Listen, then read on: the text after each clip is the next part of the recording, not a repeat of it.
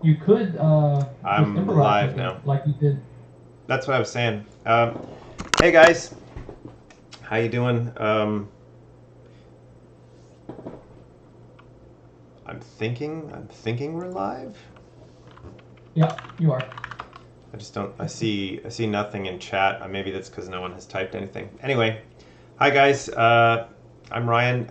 It's really dark in here. Normally the light's a little better, but I guess it's not normally night when I do this. Anyway, we're going to play some Quodd Heroes. So I announced this live stream this morning with hopes to get some signups.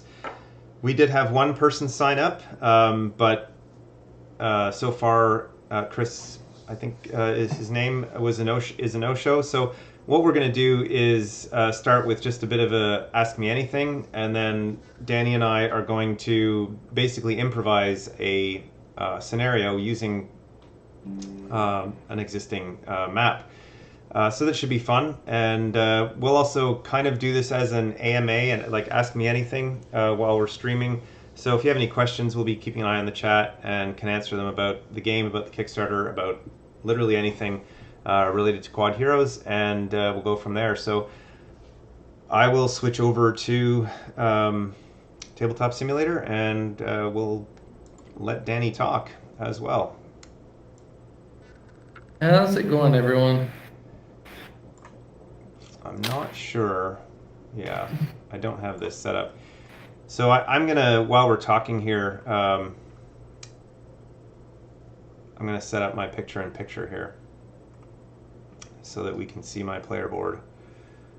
So we'll just choose race, I guess. Yeah. Just to set this up.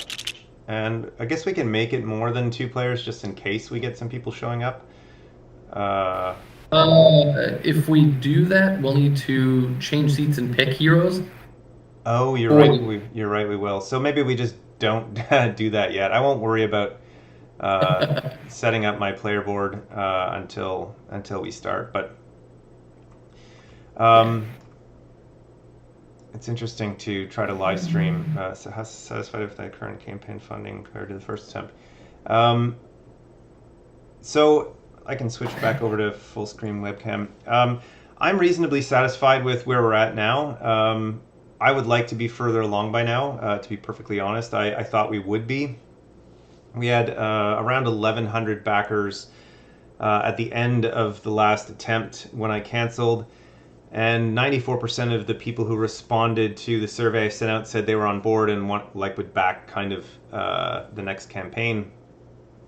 So I was surprised that it took us as long as it did when we relaunched to get to the same funding level, or at least the same number of backers. But I think we're going to be fine. I compared the statistics on KickTrack with the first successful campaign for first edition, and by every metric we're ahead of where we were on that campaign. Of course, these are 2 different campaigns, but so after a week we're far ahead of where we were last time in terms of backers, in terms of funding, all of that. So I think that things will be okay. There's no guarantees, but I'm going to keep working on making the campaign page better, making sure people understand what it is that the game is all about, and hopefully things get better. You know, Alex from Board Game Co. posted today another sort of love letter to Quodd Heroes, which was great to see. Trying to get some attention to the campaign, and other content creators are putting stuff out there about it, and so that's kind of exciting. There is no risk of cancellation this time. It's not going to happen. I can assure you that. One way or another, I think we'll get to where we need to be. And I mean, we're already pretty far along, and there's more than 2 weeks left in the campaign. So I think we're going to be fine, to answer your question.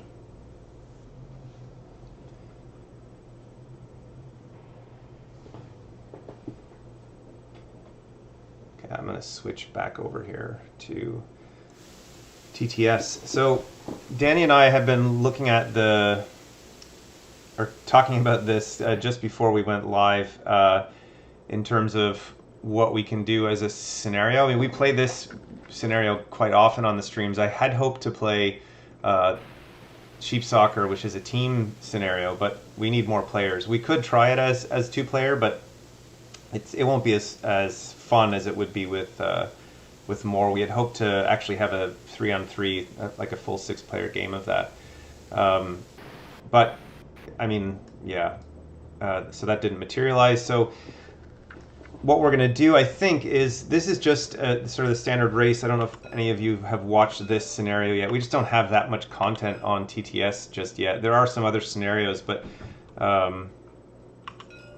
this one is sort of the easiest to explain.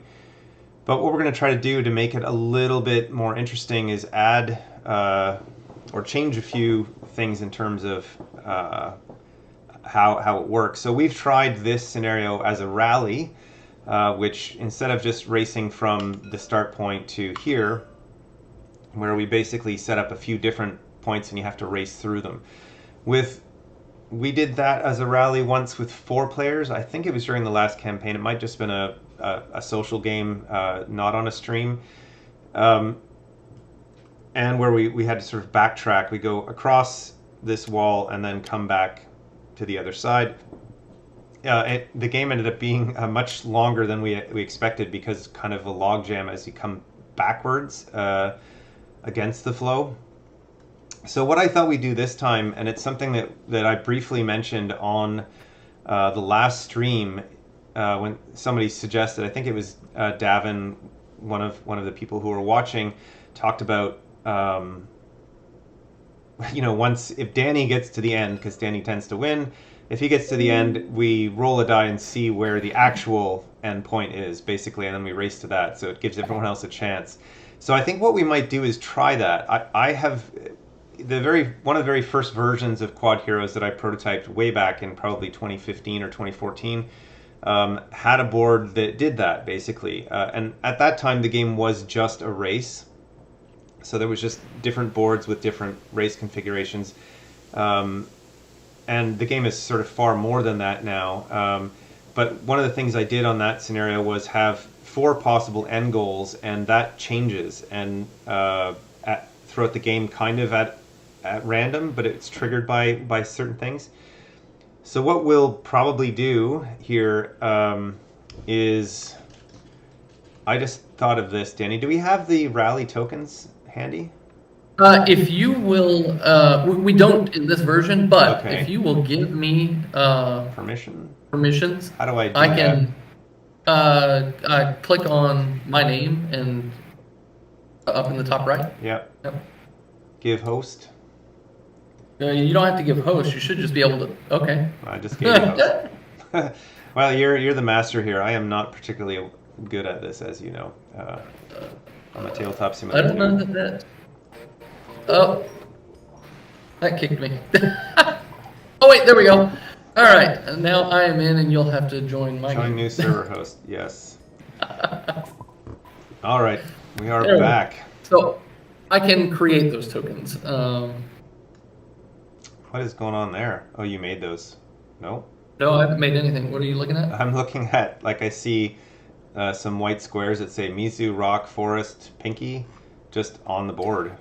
Just interesting. I see them. They are not on my.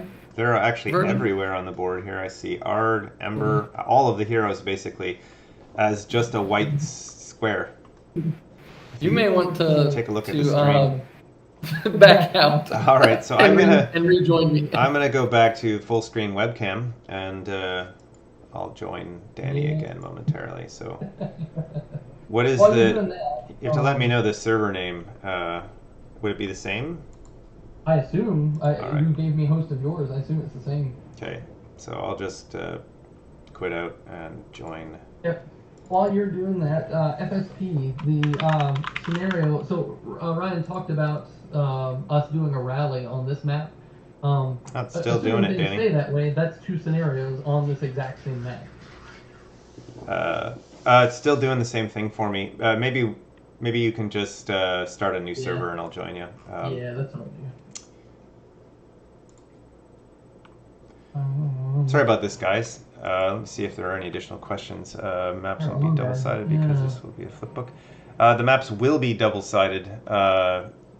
So essentially, the way that the book will work, I have a white copy of a book here that will be similar to the book in question, although it's impossible to tell where the cover is here. But essentially, how this will work is this is the scenario book, and these pages, although this is so the page on the left hand side.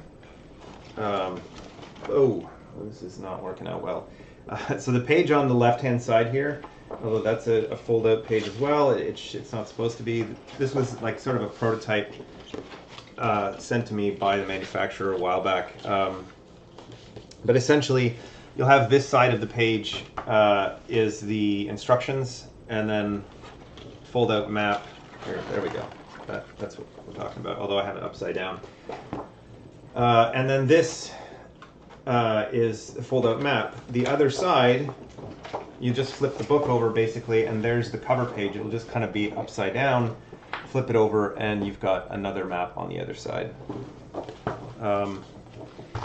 Yeah.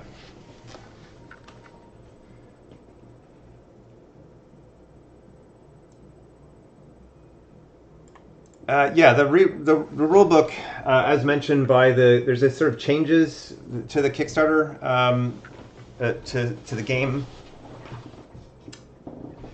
document, basically, or like a graphic on the Kickstarter page that lists the changes. We've hired basically the best rulebook writer and editor in the business. He rewrote the rulebook. I think it's pretty solid. It's still text only. If you want to take a look at it, it's on the Kickstarter page. And you can have a look. But yeah, the rulebook is an interesting topic for me, and probably not one that I'm the best one to address, because I still believe that 99% of the FAQ questions are answered in the rulebook in first edition. People just don't know how to look or whatever. That's not fair to say. Obviously, if people are having trouble with it, then there's a problem with it. But most of the stuff is actually in there. It's just not in a way that people are used to looking. I've discussed this before, where there's a rulebook page there. It's a big, full, double spread graphic, and people are used to looking at graphics like that as examples and not as where to find the rules. And because this is such a different kind of game, I thought it made sense to explain rules that way, explain them visually. And so there's a bunch of rules that are a key to the game that are explained only on that page, but a lot of people just skip it. My cat wants out. He wants in, he wants out. All right. Go on. Yeah, so the only place that those were covered... hey, Danny, I don't know the server password. Did I not set it to the same as yours? I thought I did. Let's see.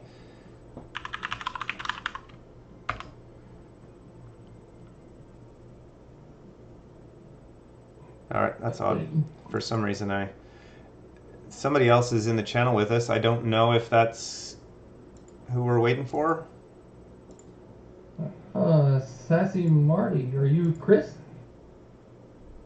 I don't know. Yeah, so that's kind of although it really isn't relevant, but yeah, the rule book and the rule systems, lots of things have been completely overhauled, and even the sort of the text version that's on there, I think is quite solid. It takes away ambiguity, which was an issue with the first edition rules. Is a lot of people made assumptions about what should be without. Like, okay, well, what happens when you place a token on a wall? Is it on top of a wall? Do I have to jump on it? That sort of thing. And all of that is addressed with the new rulebook and should be much more clear. But before we actually go to print, we'll be looking for feedback from players like you. And one of the ways that can happen, I'm still seeing that issue on the board for some reason, Danny. I have no idea why, but it's probably doesn't matter. Well, it's just a visual glitch. I wonder if I take they appear to be buttons, and so my concern is if you accidentally click one. Oh, you're right. Maybe once we choose number of players, that will go away. Note to self: do not give somebody else your instance of. Oh, did I mess it up? I don't know. I've never done that before, so I don't know. That's weird. I can tell you I did not program buttons on the board. Yeah. I'm just going to choose 2 players and then choose a hero and see what happens. Oh, those are all still there. Outside of that, reloading. What happens if you click one? How thick are the scenario book maps? Yeah, of course they'll be very durable. They can't be like a fold-out Monopoly board, like with what I'm saying, like full thick cardboard, or it won't work as a book. But they'll be durable. The intention is to make sure that they are at least cover stock. And when we actually begin the sort of pre-production process on this, there'll be a number of rounds of going back and forth with them. This is super important to me to make sure that those boards are durable. I will be probably not showing. There is a possibility of having a solo scenario up here on TTS. The issue is the artwork for a lot of the other scenarios isn't finished yet.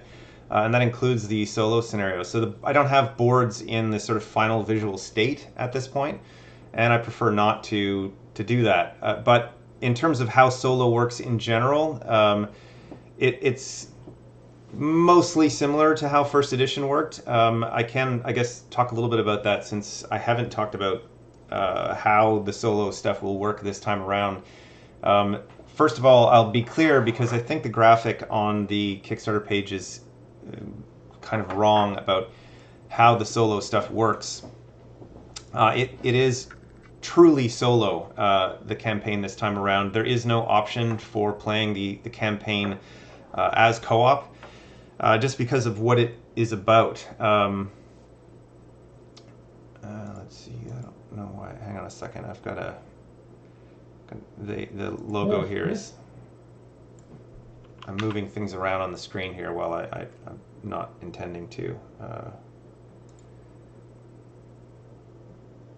Yes, I see you in YouTube chat. If you can hop in the Discord server, we can get you in the game. We have not started yet. Anyway, yeah, so the way that the solo stuff is going to work this time around, it's called a heroic journey or a hero's journey. And so what it will do is you'll start off as one character. The first 3 scenarios will actually be as Mayor Trixie, and it'll uncover a bit of her story. And there hasn't been a lot of kind of lore with Quodd Heroes, but this solo campaign will uncover and sort of reveal a lot of the story behind the game here. And so we'll start off with Mayor Trixie, where she essentially wakes up in the first scenario and doesn't know anything about where she's at. She's in a dark cave and has a certain number of turns to escape. So that's essentially sets up the first scenario. But at the start of the scenario, For example, things like she won't be able to use her arm because she's injured, so that tile is not on her player board at the start of the game. And each of the heroes, there'll be 4 different heroes, 3 scenarios each.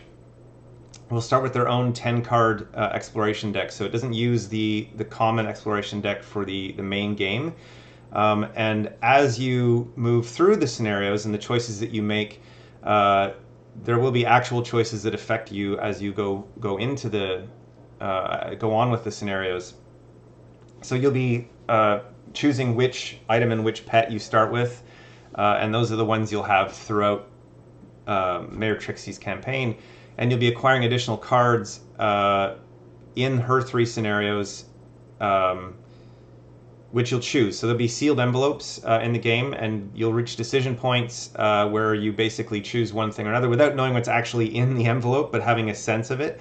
And then you choose that, and those are the cards that will be added to your deck. Hello? Hello? Hello? Can you hear me?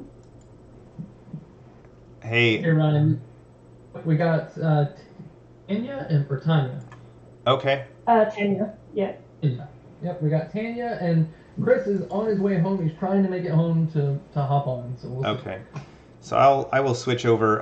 But yeah, so that's sort of a brief overview of how that stuff will work. Although actually there's one more piece I'll say to that. So at the end of each 3 scenario, although this is kind of secret, I don't want to give away spoilers, but so there's actual choices. There'll be an actual book that's part of this that is kind of choose your own adventure-y. So you're making decisions as part of the individual scenarios, maybe multiple in the same scenario, which will sort of affect how things play out for you.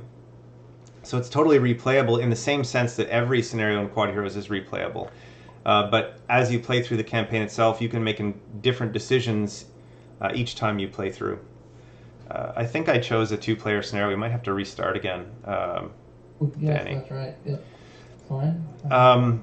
Yeah, so what will happen is there'll be a way to pass forward cards from one hero to the next between scenarios. So if you finish the Mayor Trixie campaign and move on to the next hero, part of that process will be to pass like your 2 favorite cards or the cards that you think will help the next hero the most, and then you'll introduce that story, and eventually it culminates towards the end of the solo campaign. So it goes a lot farther in terms of how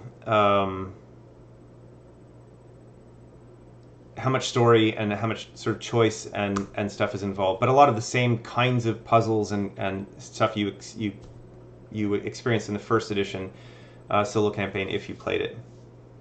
It's a much different, more puzzly experience than the multiplayer player versus player team games, that kind of thing. Just in terms of, you have, generally speaking, there's a time limit, a certain number of turns to complete it, so there's time pressure and there's other things that are happening. And with the way that the scenario book works this time around, where we have sort of a page that sits there, it lets us do things like have events that are specific to a scenario, and that's partly where that book comes in.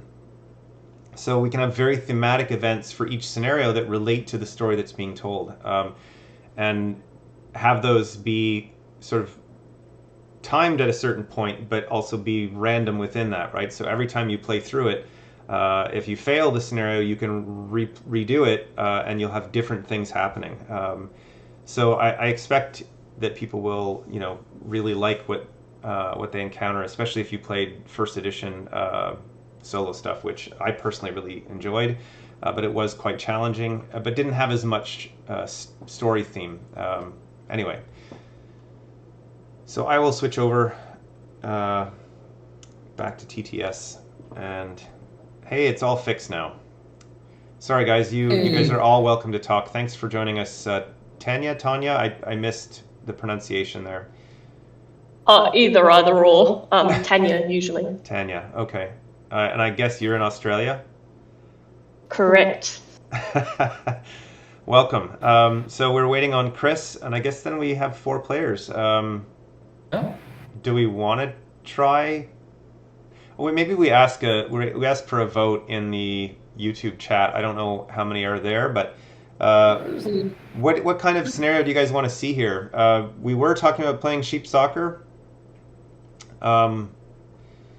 We didn't have enough players. We can play that as a 2-on-2 for sure.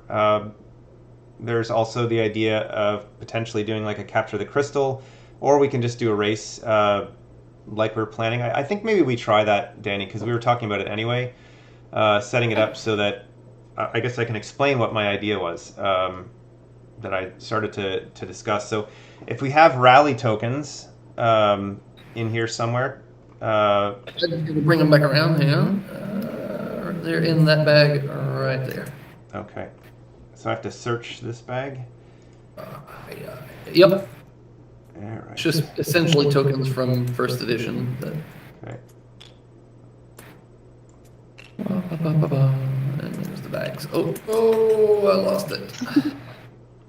All right, so I just dragged those four out. So what we're going to do is I'm going to place...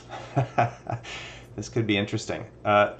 So we will race as usual. So this scenario normally works for those of you who are watching that we all have to get from where those bouncing arrows are to here. First one to get there wins. This time what we'll do is I'll just place this token on the board as this is where we're going to. When we get there, we will have to roll a die. And whichever number comes up, and I'm just dropping these randomly because why not? We'll make one maybe particularly challenging. Oh, man. So whichever one comes up, that's where we'll have to race to after somebody gets to the goal. But there is a problem. Ryan, I lost my last game. I just want to throw that out there. It's okay, Danny. So there is an obvious problem here that you guys might immediately see, and that is, well, why would I even try to win? Because that's sandbagging. So what we'll do to incentivize whoever gets to that number first, or gets here first to the yellow marker, is that person will get one of each crystal color, and they can't be stolen from after that point. So it basically, there's a reason you want to get there first. You probably will already have that. Maybe we can make it an even better prize. I don't know. But then basically what it turns into, and this is a fun scenario type that I talked about a little bit during the first edition campaign as sort of a fun option. We did do it as a live stream, actually, where the game starts off as a race, but then it turns into a one versus all. Basically, everyone else just wants to stop that other player. That's not actually what's going to happen here. So this is not a rally. Whoever gets to that one first gets an advantage, but everyone else still has to get to one of those other spots. Maybe what we do is put them all back on the other side just to make it more fair, I guess. I don't know. Danny, what do you think? Whatever. Let's go for it. Well, we're waiting on Chris, right? We are waiting on Chris. He's booting up his PC, he said. So. Okay, great. I'm just trying to figure. He's booting up his PC. Davin, don't think I haven't mentioned the legacy thing to Ryan multiple times. Yeah, so that's actually what legacy is. This is not the solo stuff is not truly legacy. But it's legacy light. That's what I'm calling it, because the choices that you make will definitely affect you going through the campaign. Like it doesn't necessarily change the board because we're moving from scenario to scenario, and we're never going backwards. So that part, it's not like there's a world map that changes, that kind of thing. But it's kind of like a deck builder. So the choices that you make. Chris is asking about how to join the TTS. The password is Kickstarter, and all lowercase. Yep. You got it to him? Yeah, all lowercase Kickstarter, and you can just search for QH. Is that what the server's called? I think it's do a search for Quodd. Yeah, do a search for Quodd in Tabletop Simulator, and you'll find it. And the password is Kickstarter, all lowercase. But Chris is on the Discord. Yep, apparently, just saw that. Yep. but he's silent, I guess. Yeah. So essentially, this is sort of a legacy, the campaign, the solo campaign in 2nd edition. So while not truly legacy where you're destroying things, I hate the idea of destroying things for no reason. This doesn't alter boards permanently, but each time you play through the campaign, it will be a different experience for you. And that's, to me, that's the important part of a legacy game. But obviously, this is a legacy light. It's more. I don't know how else to describe it, but oh yeah, okay. Feel free to speak, Chris. Hey guys, how you doing? Great. How you doing? Great. Welcome. Thanks. Okay, so I mean, I guess we can start. You guys have never played before, right? No. All right, I've so never we'll played have to do a before. teach, and so we pick race. I attempted this on the weekend actually on TTS with my brothers. Okay. It was a bit of a scramble, but we had a blast. Okay, so you have some idea how to play, but I'll explain everything step by step. Yeah, so I will choose my character last, so you guys feel free to pick whichever characters you like. Man, it's been a minute since I've played in TTS. How do I zoom in? Use your mouse wheel. Okay, there it goes. I must have clicked into my other screen. And if you hold your mouse wheel down, you can move, like, pan around the screen as well. Gotcha. Now I see it. Nice. So we'll have to get you guys set up with your keybinds. I don't know if you guys have done that. Oops. Oh, I disconnected from server. Yeah, me too. Danny? Oh, I think Danny's the host. I think we might have lost him. No problem. He lives on the coast. Maybe there was a sudden tornado somewhere, or a hurricane in North Carolina. Okay. Sorry, guys. Oh, no problem. Yeah, the server's down completely. Let me see what's up with Danny. Maybe he got like a update. Microsoft update. Yeah.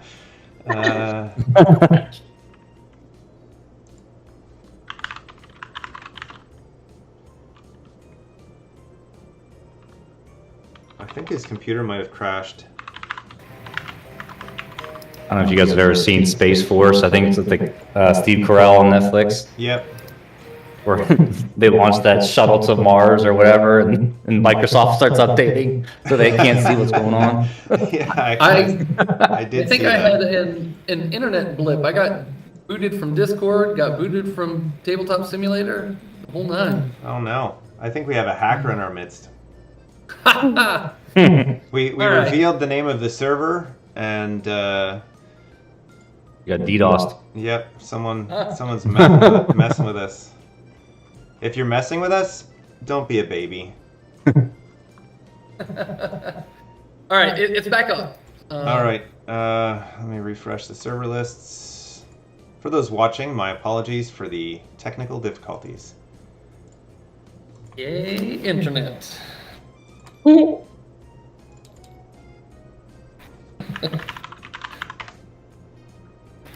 Australia has terrible internet, so I can't say anything. Yeah, here in Canada, we had during the summer an entire network go down for 2 days, and it was the same provider that I have my cell phone with and my home internet. So I was basically on blackout for 48 hours. It was very weird. Like going back to the dark ages, 20 Yeah. years ago. It was very, very strange. Are we still missing one of us? Yeah. Looks like Is that Chris? Chris is not back in the game yet. I'll choose 4 players, and we're Sorry, gonna need those rally tokens again. Oh, yes. Oh. Yep. There you go. Thanks. It's the same thing? Yeah. Okay, why is it not finding it? Join. There it is.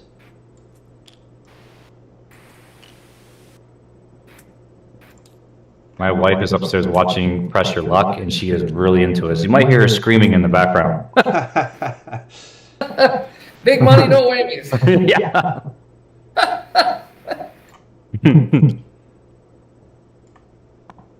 Is it back on? I mean, I remember watching Yeah. reruns of that as a kid. Yeah, it's like they have like a updated. I forget what her name is. She's in a couple movies. I can't think of a movie right now on top of my head, but she's like the host. What the hell is her name? Oh man. I don't know if you've ever seen Pitch Perfect or not, but I have she's in not. that. Yeah. No, my daughter loves that movie. So we don't need the actual rally board, although that's automatically there all the time, right? Isn't it? I keep forgetting that that's there. Okay, so you guys can go ahead and choose your heroes. I'll be this parrot. Zozo. This is my favorite as far as looks go. Did I pick it? It's Oh glitching. no! Oh, we are having trouble today. And this is There we go. older build, and Texie was still messed up in this older build. I'll get you straightened up there. I'll let you choose before me, Danny. Go ahead. I'm fixing his board. Go for it. I'm fine with whatever. Okay. Don't know what else. I'm gonna get his board straightened up. I'm just here. gonna pick Pinky. Pinky's my new Forever favorite. life. Pick the one dud board. Well, I think I messed things up earlier, and Danny went back to an earlier just to avoid that, and we messed it up. Dash. Oh, there we are. Diagonal slide, and yep, Q. There you go. And you should be good to go now. We'll get that out of your way. That didn't help things either. Yeah, that was probably what happened, maybe, or something. Let's Don't see. choose Nim again. No. I'm thinking maybe hard this time. Oh yeah, Ard. That is an interesting choice here. I Okay. don't know. So I'm just gonna move. I gotta move my windows around here so I can see what I'm doing. So I'll quickly just do this. Create a picture-in-picture here. Oh, this is a good choice. Oh, I just saw the tunnel options for art. Yeah, Art is interesting. The most interesting, I think, is his Q power that lets you, the other side of it, that lets you place the immovable, impassable walls. Okay, so for those of you who have never played, I guess that's just you, Chris. I'll give you guys a tutorial. So if you, actually, first thing is you'll need to set up your keybinds. So if you click on the menu button up at the top, or sorry, the option button, Okay. and then go game keys, you're going to set up your keys to control your tumbling of your hero. I recommend using the number pad if you have a number pad on your keyboard, because TTS doesn't use any of those keys, but using the standard WASD is not a good idea because those are already part of TTS. So yeah, I just use the number pads and then the 7 to 9 keys for rotating counterclockwise and clockwise. So once you've done that, you'll be able to control your hero without having to use the little control panel we have there. Makes it much easier.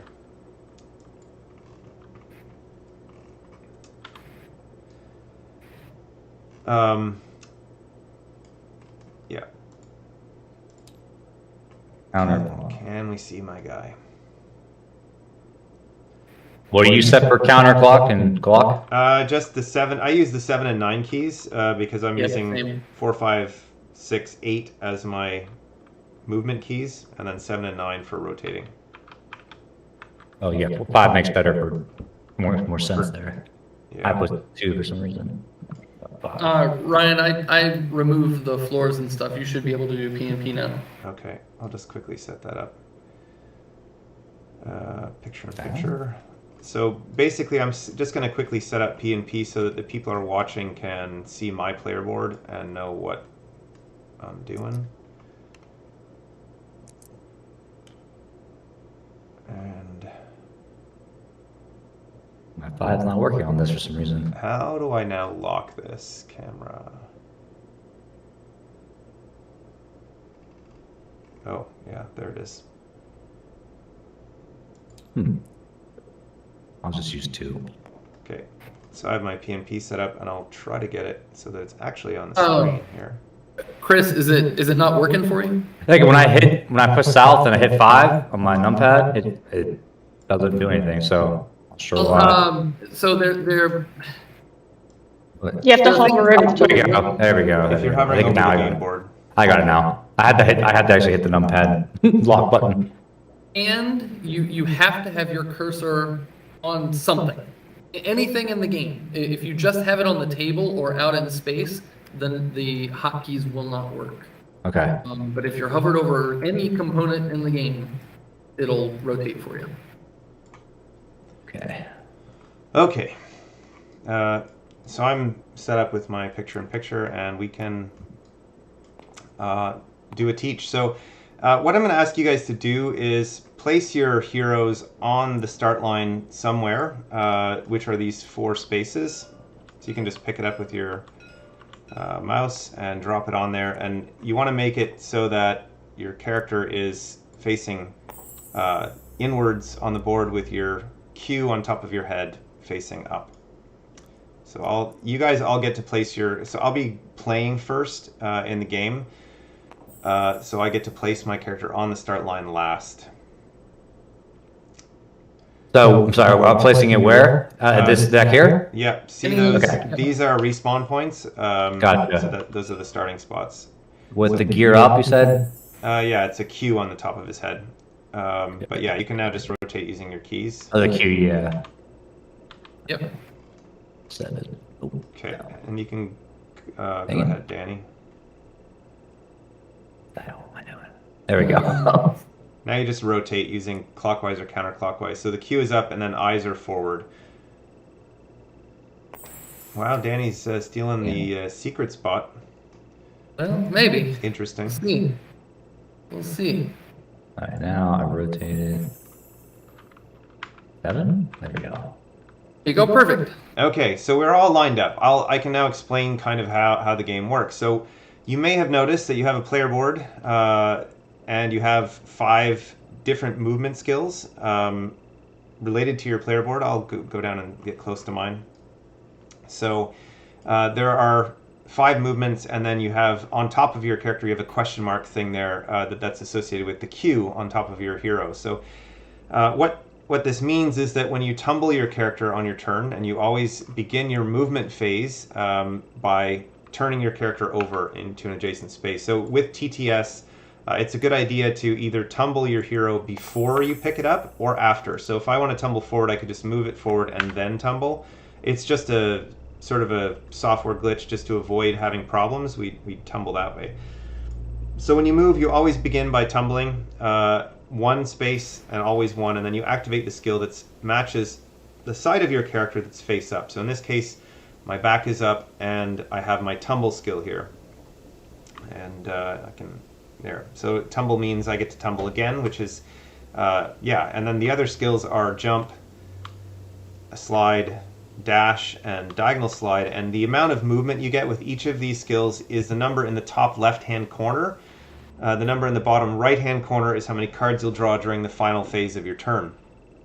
So going back to the beginning, on your turn, as you move, you can also push other heroes. So you cannot be pushed off of a board. If you look on the edges of the board here, you'll see that there's this orange and brown stripe. That indicates it's impassable. You'll notice that that's also around this center white thing here. So what that means is that no matter what, we always have to go around that center section, and you can't be pushed off of a board. So we're kind of like in a canyon here. So I could push other heroes, but I can't push somebody off a board, so I can't move in the direction of Captain Zozo there. But I could move toward Texi there and push everybody this way if I wanted at the start of my turn. So essentially I have two options on my first turn, but I'm just going to go forward. So you always begin by tumbling. So I did not mean to do that. Tumble forward, and then I have the tumble skill up again, and it says I can move one space, so I get to tumble once. I can choose a new direction if I like, but I will not. I will tumble forward. And anytime you tumble during your turn, during your movement phase, I should say, you activate the skill that's face up on top of your hero. So I get to use another skill here because I tumbled, and then I activate a skill whenever I tumble. So now I get to jump, and my jump here is a jump of 2, and that means I can jump over this wall. So this object is a wall, and there are several of them. These walls can be jumped over and jumped onto. Once you're on a wall, you can move off it as normal, but you cannot, just move through it with any of your other abilities. You have to use jump. So that's essentially how movement works.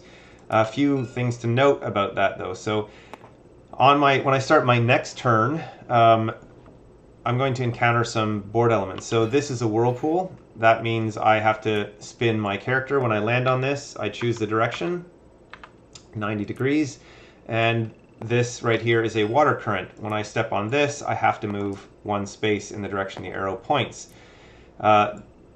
Those board elements always activate before your movement skills, so I'll demonstrate. So if I start my movement here, I start by tumbling forward. This water arrow pushes me, and then I activate the skill associated with the top of my hero, which in this case is my dash skill. So I can move one space in any direction, and I could go and pick up this crystal. So in order to collect anything on the board, you have to land on the space it occupies. So in this case, to get this crystal, I would have to land on its space. And then once I collect it, I would place that on my player board, unlocking my pink crystal power, which in this case says +1 to slide and diagonal slide skills. So I'll go put that back where it belongs. And yeah, so that's movement. One other thing to note about movement, if you jump onto another player, you don't get to stay on top of them. You can then push them one space in any direction. So if I landed on Texi where Pinky is here now, I could push Texi there, there, or there. So any adjacent space, including diagonally, except the wall, because the wall is a wall. Can't push somebody up onto a wall. The same is true if you come through a tunnel and underneath somebody, but we'll talk about that if we need to, but it's really the same rule. The other thing is, as you move, you push people in the direction of movement. So let's do another example here. Let's say Pinky's here, and I want to move, and I'm moving diagonally with my diagonal skill, so that would be on this arm. So if this is the skill that I had face up, and I wanted to move that way, I push in the direction of movement. I couldn't move any further in that direction because Pinky can't go any farther in that direction. But if I was going in a straight line, I can push as far as I can move. I'm pushing.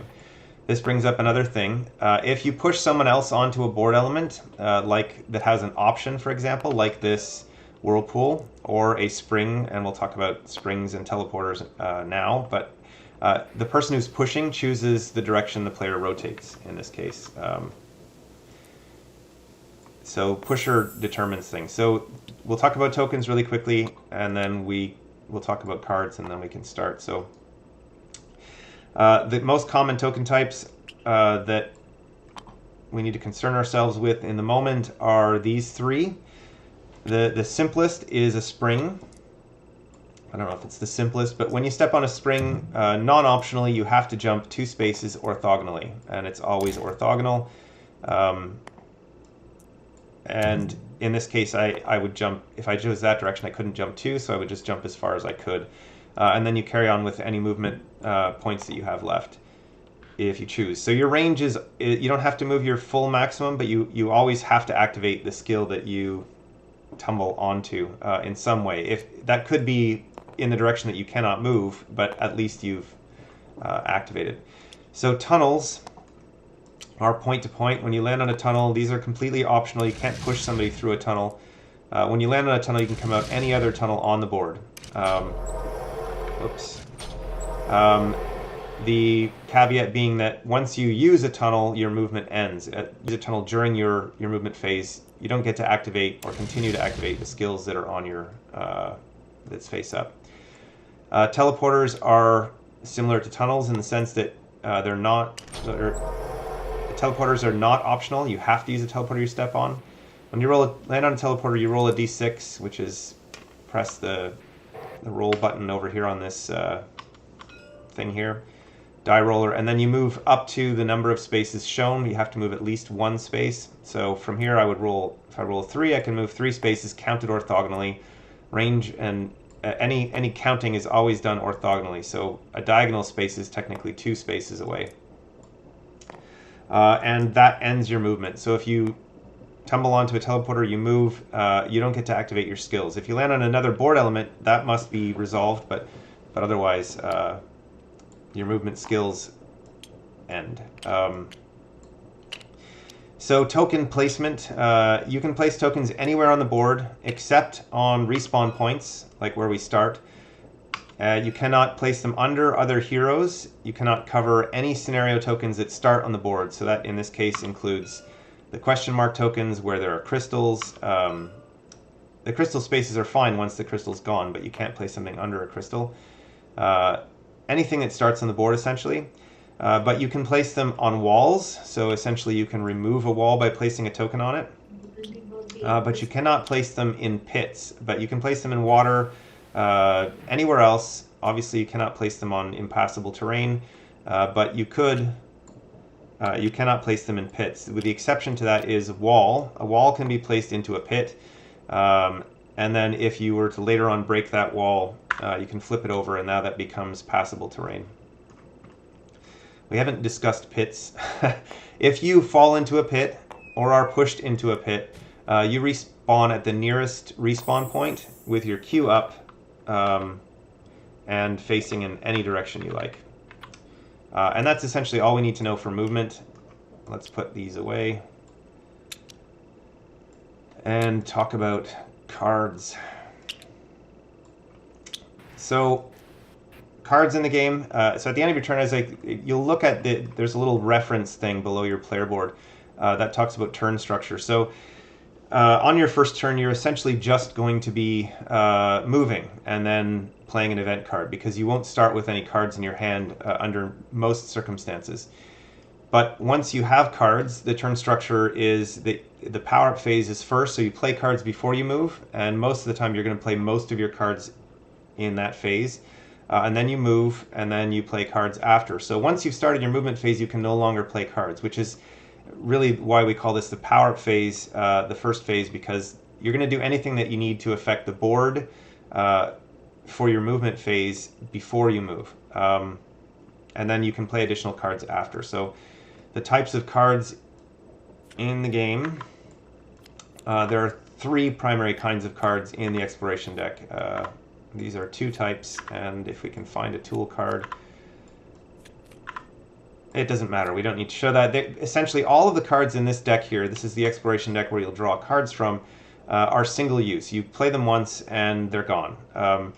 Cards that look like this, like a potion bottle and have a little potion icon in the top center, are food cards, and they tend to affect your hero in some way temporarily. I'm going to try to find a card that enhances movement temporarily. Oh, there's a tool card. There we go. So a card like this, you'll notice in the top left-hand corner of the card, you'll see a green or a green and red icon. That tells you the phase of the turn you can play it in. So this means it can only be played in the power-up phase because it relates to your skill. It says +3 to your dash skill this turn. That means you would play it before you move, and when you activate your dash skill, instead of whatever its default movement is, in this case 1, it would be up to 4 spaces instead. And then after you play these cards, they go to your discard pile. The other type of card is a Rune Card. Runes typically affect the board in some way. This one lets you place one of 3 types of tokens. And the range is the number in the top right-hand corner. That's how many spaces away from your hero you can place that token, counted orthogonally. And not all runes do that, but many of them have range. For example, this says reveal a secret token range 4. So that's find one of these question mark tokens somewhere around you within 4 spaces and flip it instead of having to land on it or draw a secret card. So that's cards. And the other types of cards that we're going to have to deal with are the ones that we have in our hands already. I'm just going to shuffle this. So you'll notice, everyone, that you have 6 cards in your hand. If you scroll down to the bottom of your screen, you have 3 items and 3 pet cards. You're choosing one of each to start the game with, and the caveat being that you see there's a number in the bottom center of these cards, and that is the relative power level. You have 5 points to spend combined between your item and your pet. So basically choose any 2 cards you want, well, one of each type, and then the rest will be discarded and shuffled back into the item and pet decks for later use. So I will choose this combo because, yep, it's really good, and discard the extras.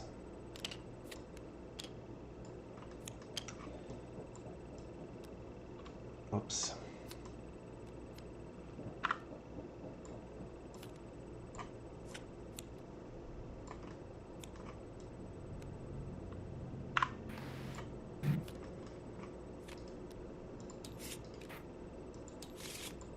We're picking up a pet now, you said? Yep, so you're going to choose your item and your pet. You have 5 points. You'll notice there's a number in the bottom of the card, in the center of the bottom. You have 5 points combined between the 2, so you pick one of each and you place them on the spots next to your player board. And items and pets are permanent. They cannot be stolen from you, and most are activatable. You can use one item and one pet per turn. You can only have one at a time. If there are cards that let you get more, typically you have to discard the one that you have. Items and pets cannot go to your hand. But they give you a power that you can use each turn. So I have a Spring Launcher, which lets me place a spring within range 7 every turn. And I have Mulkin, which says when placing tokens, you may place them under your hero. So normally you cannot, but that basically lets you use them right away.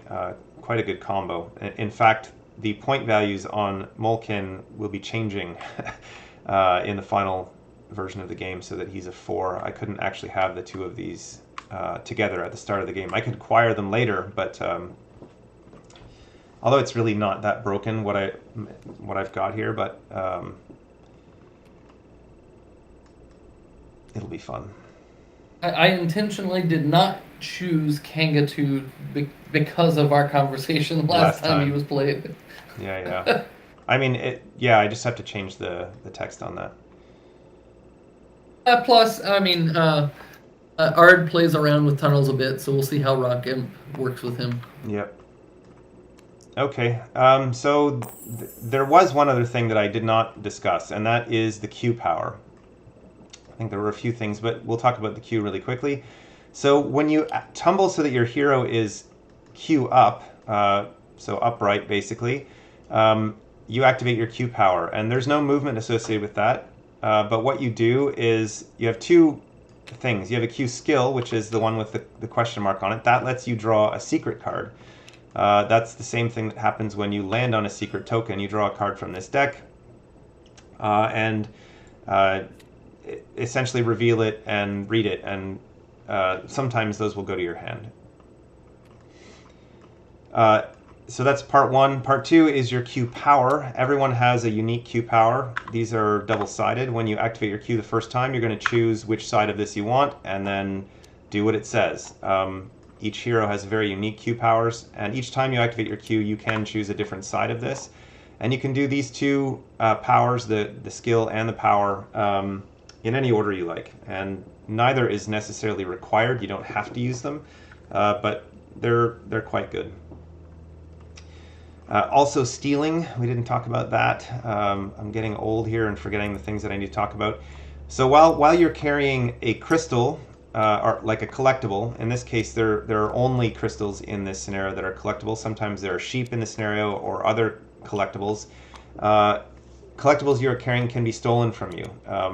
So if I have a pink crystal on my player board and someone else is adjacent to me, like Texie here, At any point during your turn while adjacent to another hero, you can steal one thing from them, one collectible, and then carry on with your movement. The thing about that is that you can also be stolen from. So try to get away from other people once you've collected a crystal, for example, because you won't necessarily have it for very long. But there are enough pink crystals for almost everyone to have one. The crystal powers tend to go up in power level depending on the color. So pink are the most common type of crystals, yellow second most common, and blue is basically a superpower. There's only one on the board, and so yellow crystals tend to relate to your Q. When you activate your Q, it does something special.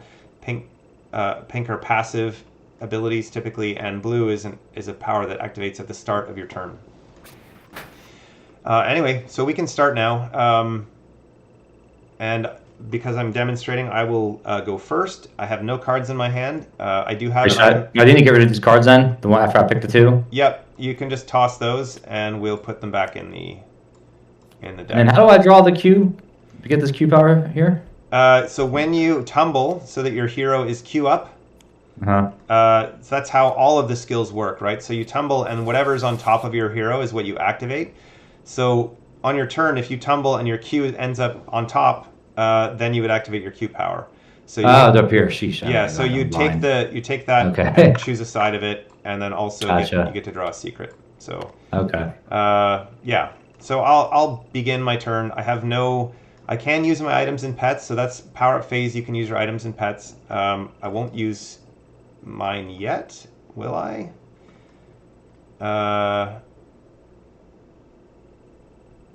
Maybe I will. Yeah. I'll place a spring token right here with my spring launcher, and I'll start my turn by tumbling. That's my natural tumble. It's always 1. Now my back is up, so that's my tumble skill. I will tumble again.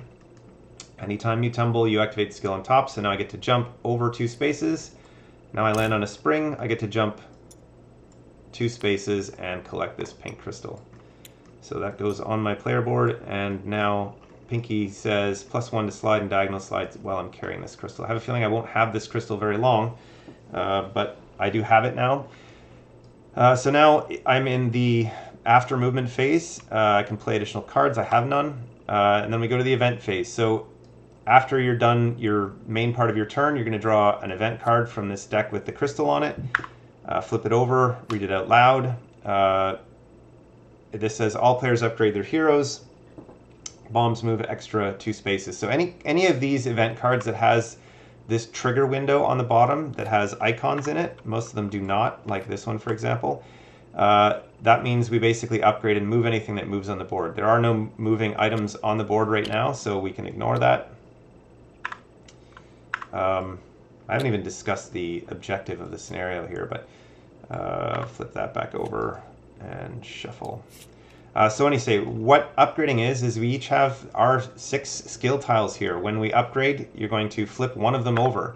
And you can sort of look at what's on the back of them by hitting the F key as you hover over it, and choose. So these are the upgraded sides of our character, or of our skills, and you can choose whichever you like to upgrade each time you have an upgrade trigger. So that's the end of my turn, essentially. I get to draw, and that goes to the discard pile. And we'll shuffle this deck.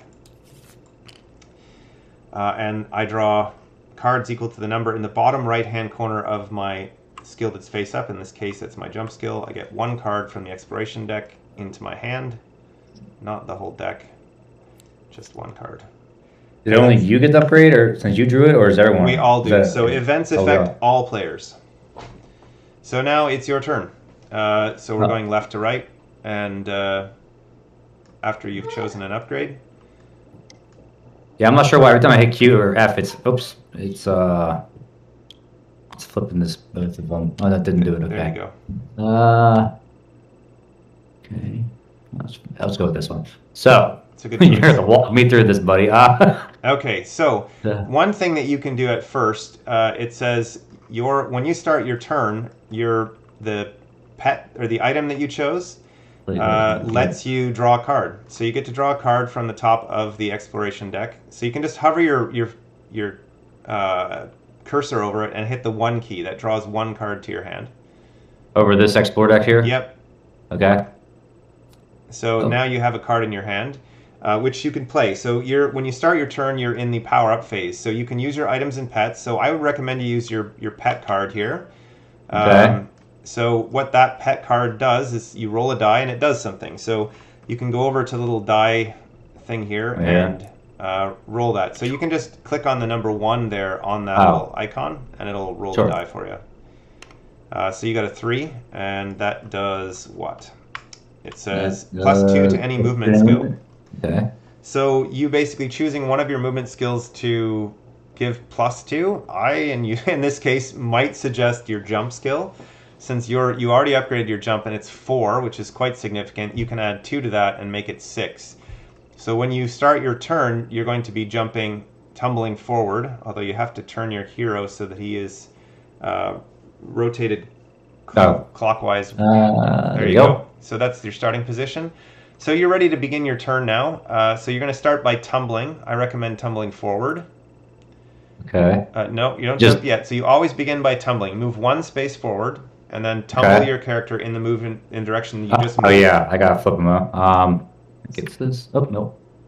There you go. So now you activate the skill that's on your back. So if you look at your character, your back is now up. You get to tumble 1 space. So I get tumble 1 space. Okay. So I would tumble forward. Yep. So there you go. And then next same thing. Yep. So now you activate your jump skill. And your jump is 4 plus 2 is 6. So you can count 6 spaces from where you are and land. You don't have to go the full distance. You could choose to land on the secret. Secrets are quite good. Or you can just go farther and get the pink crystal. Yeah, I'll do that. I'll get that crystal. So you just move that out of the way and you put the pink crystal on your player board on the pink crystal spot. Okay. 1 second. How do I... Okay, never mind. Sorry. No problem. Where's pink right there? Cool. Yep. And then that gives you an ability. So it says you can steal and pick up collectibles at range 2. So that actually lets you collect that secret token that's behind you. So you can basically remove that secret token from the board and draw a card from the secret deck. So you're just going to just basically grab it and drag it out and then flip it over and read it out loud. Okay. How do you flip it? It's F? F. There you go. F. And then just read it out loud. All right. A rift opens. Oh no. The earth rumbles and and a crack opens beside you. Roll the directional die. Place 5 pit tiles in a straight line in the direction shown. Next to your hero, if a diagonal direction is rolled, use only the cardinal portion. For example, if northwest is rolled, place the pit tiles to the north of your hero. Okay. So the directional die is right there. You just click on the number 1 on the little die platform. Okay. And that's a north. Oh, so we need nothing happens. That's good. So if it was Almost another direction, south, we would have created a bunch of pits on the board. So you're safe. Nothing happens. So if I would have got south, would have went like 5 pits this way? Yep, or at least up until it gets to the immovable wall. Yeah, but it would make a blocker for everyone else. So then that gets discarded. When I jumped, do I tumble as well? No. Turn this cube? No. The only thing that tumbles is when you use your tumble skill or your initial tumble. So all the other movement skills maintain the same orientation. Okay. So you've completed your movement. You still have a card in your hand. You're now in the power down phase. You could play the card in your hand if you wanted, but you don't have to. And then if you're basically not going to play any cards, you will draw an event card, which is the deck with the pink crystal on it, and you'll do the same thing you did with the secret. You'll draw it out, flip it over, and read it out loud. Okay. And then, but this card, I'll carry it to the next round. Yep. So Okay. there is a 5-card hand limit at the end of your turn, but there's no limit to how many cards you can play on your turn. Okay. Anyway, so yeah, I flip that over, and then we read it out loud. Wow, we're going to get another upgrade here. Any hero carrying a crystal may explore. Okay, so if you have a crystal like you and I do, we can each draw a card. So you'll start. So you just, on the exploration deck, hover over it and hit 1. And then I get one as well. And we all get to upgrade, because if you look at the bottom of this card, we have the trigger again. So everybody's going to get to upgrade, and then it will be Tanya's turn. And I will choose my Dumble. It's not going to be all that exciting. Wait. Oops. It should be. Rotate. Gosh. You should be. I was meant to be on my back. Rotate the other way around. There you go. Yep. There we go. So you tumble forward, and then you get to Yeah. tumble again.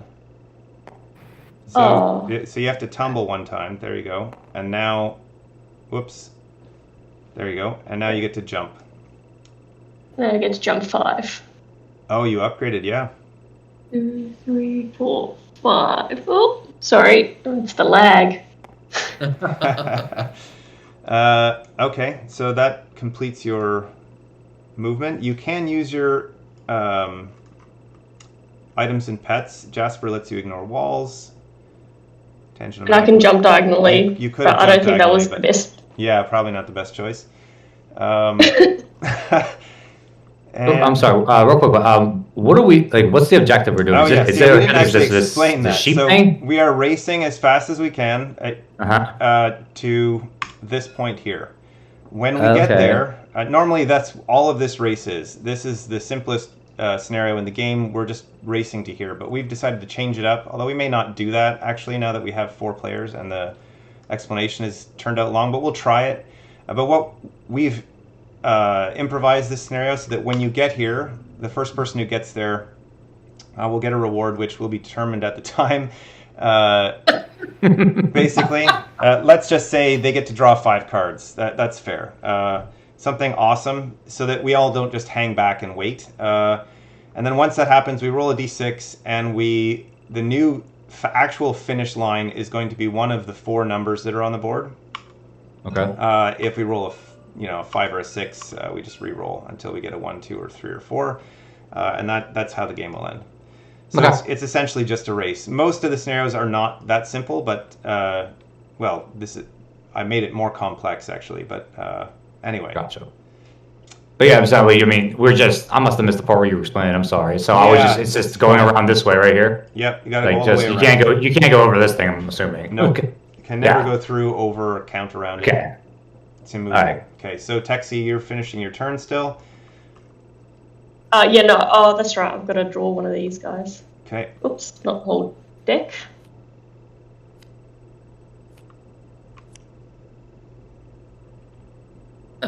Oh, So we all get everyone to draw gets a to. card. So you get to draw a card first, Tanya.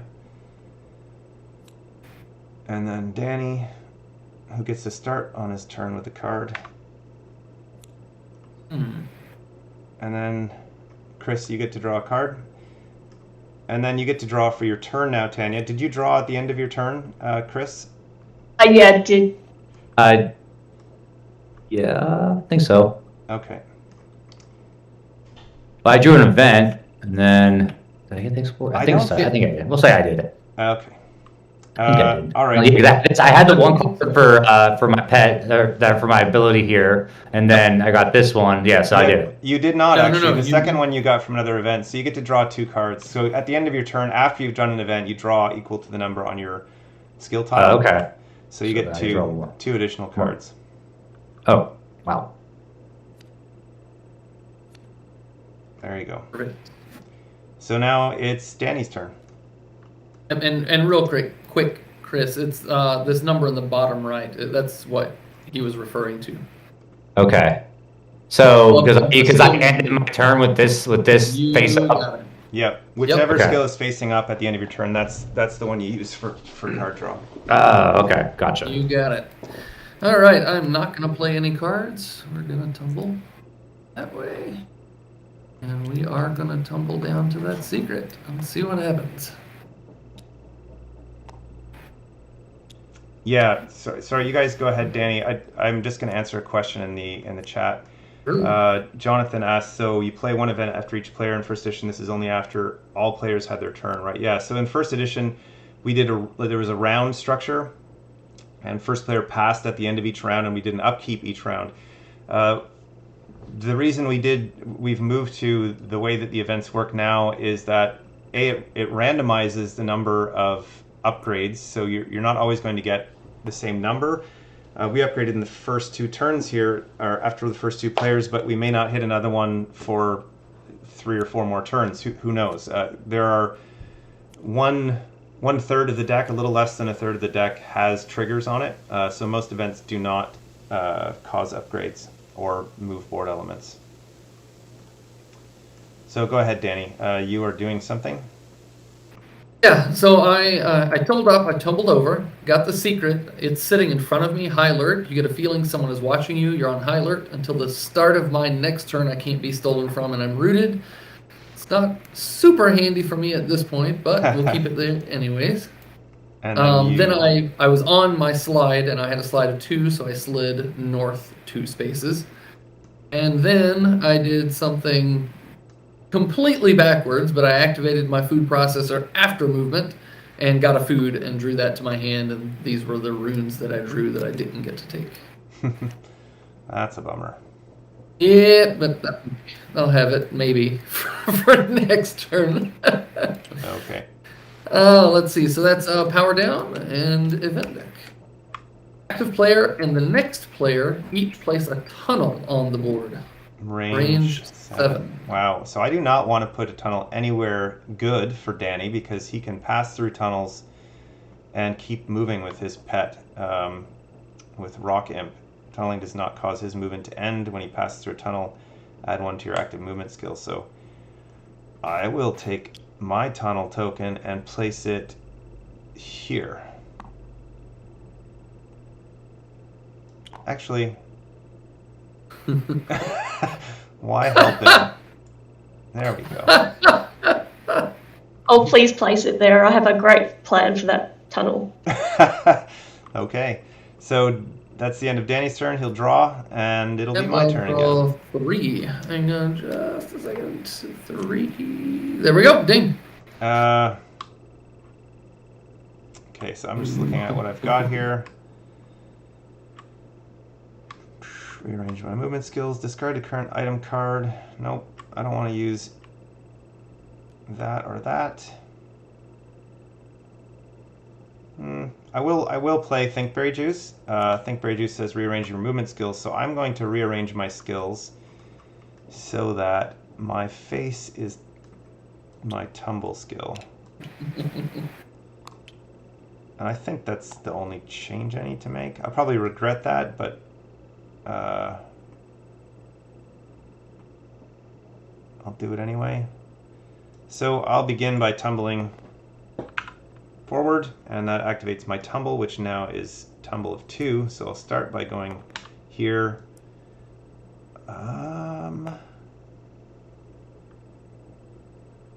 Yeah, I will do this. And then tumble so that my Q is up. So that essentially ends my movement, but lets me activate my Q. This should not be on my board. So the first thing I'll do is draw a secret card, and then I'll do the second half of my power next. So this says Spatial Rift. You see something shiny and bend to pick it up and suddenly find yourself elsewhere.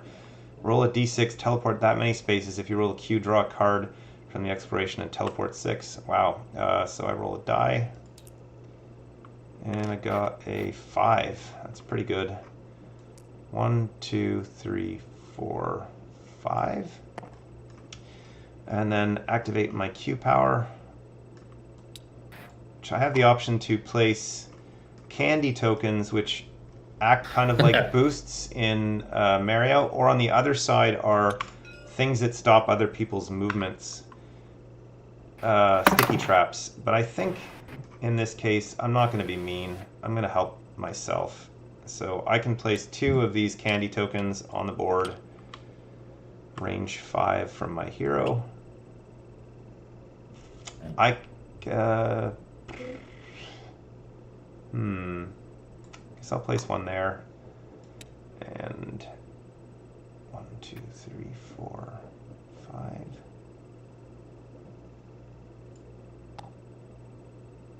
Sure, why not?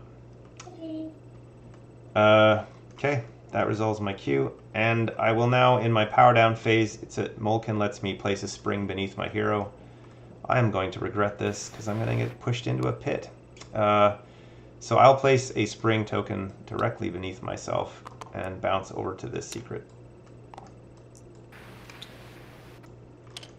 2 secrets in 1 turn. This could be dangerous. Stroke of Genius, you've had a set insight. Choose 1, upgrade your hero, or draw 2 cards. I'm actually not going to choose the upgrade. I'll draw 2. And I will end my turn. Draw an event. Wow, we're upgrading again. Each player may draw a pet card from the top of the pet deck. Players may choose to replace their current pet with a new one. And we get to upgrade. So that starts with the active player. We get to choose, so there's no harm in drawing one. I'm not going to keep this guy, so we'll just discard him. So you get to go now, Chris. And choose whether you want to keep him or not. I think the one that you have now is probably better, but... Yeah, I'm going to keep the guy I have now. So you can just discard him up here. Go ahead, Tanya. I mean, technically we can all just draw. It doesn't really matter. And I'll stick with my boo. okay, so we're all keeping our current pets. That's fine. And that's the end of my turn. And I will draw 2 cards because my queue is up. So at the end of your turn, after you draw, you have a 5-card hand limit. I have 6 now, so I have to discard something. I guess I'm going to get rid of Lodestone. And it's your turn, Chris. Okay, so where are the respawn points? This is a respawn point, right? Yep. And what about this? No, that's a whirlpool. So when you step on a whirlpool, you have to rotate. To the right of the whirlpool, right here. It's like. Oh yeah, that one. Sorry, I was looking in the wrong place. Yeah, that's So- also a respawn point. So can I? So can I play this homing rune? Yep. The homing room has a range. Oh, it's only 6 to 6. Sorry. Yeah, so you'd have to get a little bit further and then use it. That's my recommendation. Use it during your power down phase. So. Okay. Also, you'll notice this space right here is a impassable wall. It's the same as the center section, so you have to go around that. Okay. And what about the tunnel? So is the tunnel? the tunnel leads to another tunnel. So it would only right now move you to that space there, unless you had a way to make another. I have a way to make one, I think. Right here, this Omni rune, which lets me do it 6 spaces away. 1, 2, 3, 4, 5. So could I place the tunnel? So when you're counting to place stuff up, can I not count this? No, like you if have I to put a go tunnel. around it. You always have to count range around impassable objects. Okay. So 1, 2, 3. Can't do that. So if I tumble diagonally you the 2. You can cover other 4, 5, other 6. tokens with a tunnel, so you could get to the other side of this and just cover my candy tokens or the wall with a tunnel. So 6 from you is 1, 2, 3, 4, 5, 6. You could place a tunnel right there where that candy token is. And how many movements do you get? Like if I go diagonal, can I go back? Well, you can only, if you're going diagonally, you're only moving diagonally, right? So the amount of movement you get is equal to the number in the top left-hand corner of the card. So in this case, with your diagonal slide, it's 3. You can change directions with your diagonal movement. So you could, if I pick up my guy here, you can go like zigzag. Sorry, like 1, 2. I do not know how I just did that. Queue up. I'm saying, like, do I only get to pick one of these on my turn? Just like you pick the one that you pick is the one that you tumble to, right? So when you tumble, if you tumble so that your queue is up, then and you activate, say, diagonal slide, you don't get to do a second one. It's the only time you get to combo is if you tumble onto your tumble skill, which then lets you activate a second skill after you're finished tumbling. Does that make sense? Okay, yeah, that's wrong. That's where I know my first turn I did 2 tumbles, and I guess that's why because because you activated that skill. Okay, I see now. Okay, so I guess I could place the tunnel, and then the spring launches you 1 space forward, right? It launches you 2. Okay, and what about the teleporter? Teleporter, you roll a d6, and that's how far you go. All right, let's gamble on that then. I'm gonna but do I have to play it first, or can I move first? You can play any number of cards on your turn. So, but yeah, I would play it first if you wish to land on it. You have to play it before you move. You might also want to try using your Bastion pet before you move. Yeah, let's do that. Which might do something for you. Let's do a 1 here. Bloop. 4. So that is a +2 again. Yep. So you add 2 to whichever skill you choose. So whichever one you plan to activate. In this case, probably the best choice is going to be your face, which is dash. Lets you move 1 space in any direction with each movement point. But yeah, it just depends on. So it'd be 3. So it'd be like 1, 2. Yeah, okay. Or you could get to this tunnel if you had a tunnel on the other side of the board, that kind of thing. I should actually be over here. Okay, so yeah, I'll put 1, 2, 3, 4, 5, 6. So I'll put the tunnel there over your token with that card. Yeah. I guess, which is this one? Yes. So I just discard it? Yep. Okay.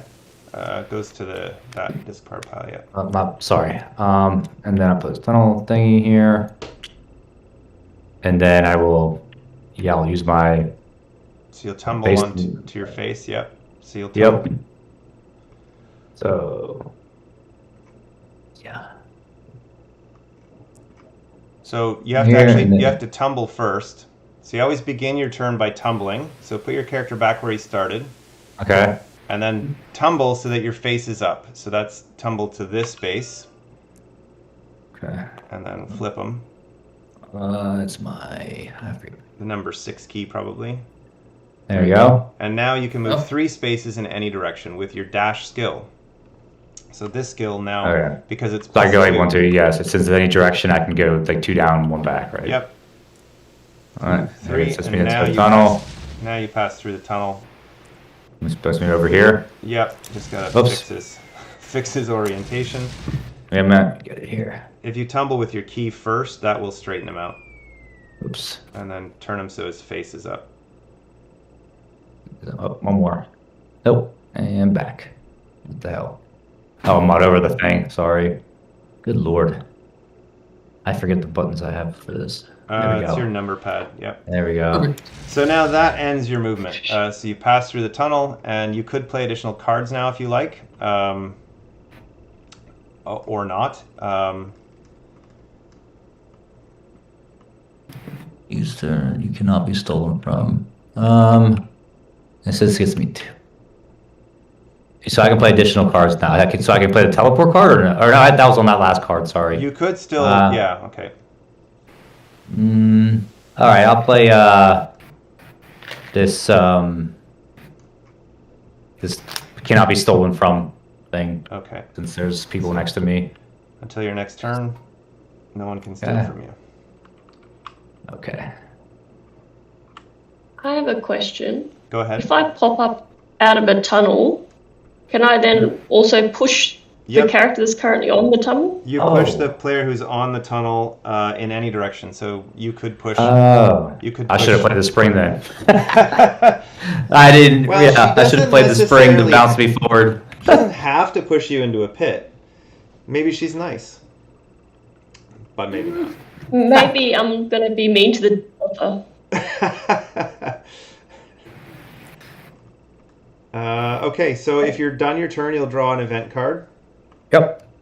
That one, yep. And read it out loud. All right. Roll a directional die. All players slide 1 in the resulting direction. Oh, no. So Excellent. Does that mean I go down into the tunnel? Can I use the tunnel in this moment? You cannot use a tunnel on somebody else's turn.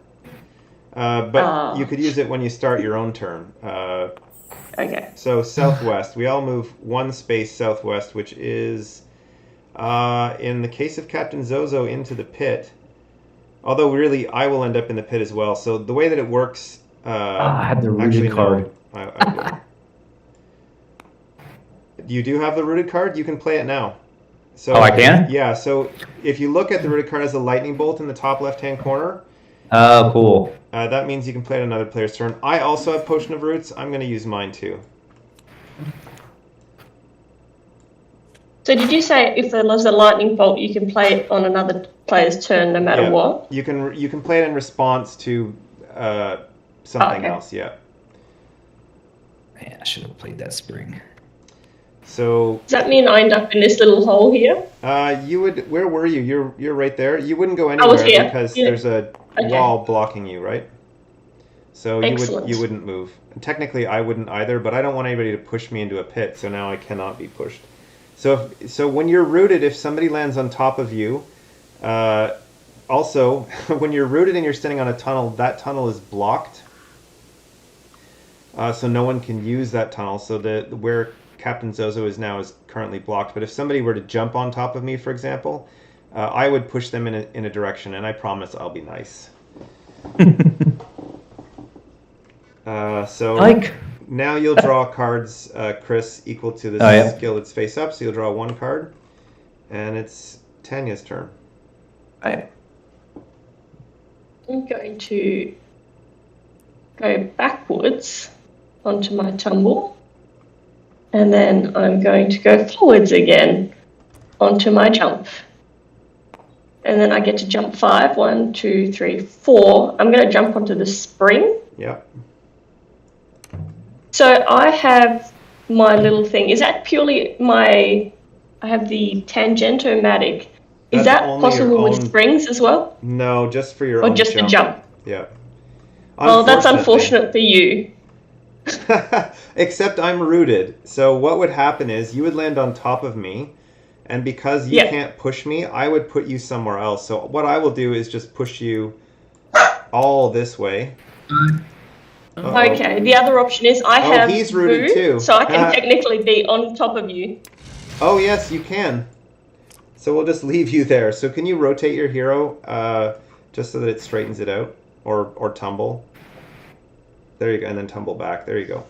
Yeah, so you can actually be on top of me, which is really the only way that you can do that is by having Jasper. So you can carry on with your turn if you like. I might. That's an interesting situation. Yeah.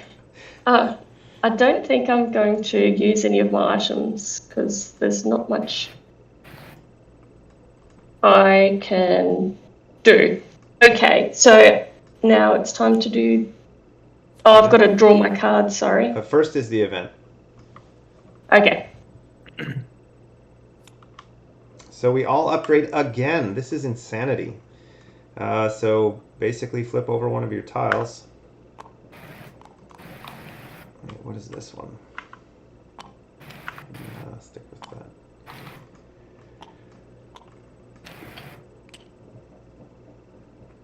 And now you can draw cards.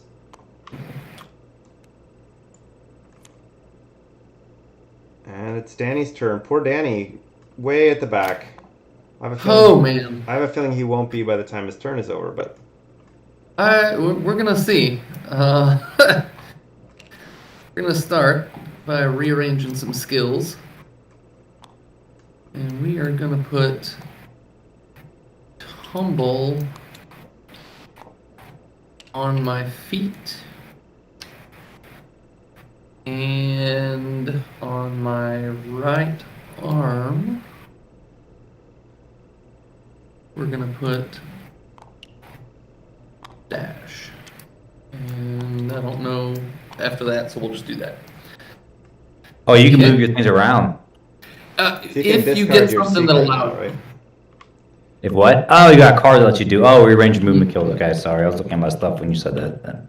Yeah, so the rules actually state that you can start the game and put the skills wherever you like, except for the Q, which always must be there. Right. But we have sort of these in the default setting, which is indicated by the text on the player board. It just makes it a lot easier for a first game. Okay. Oh.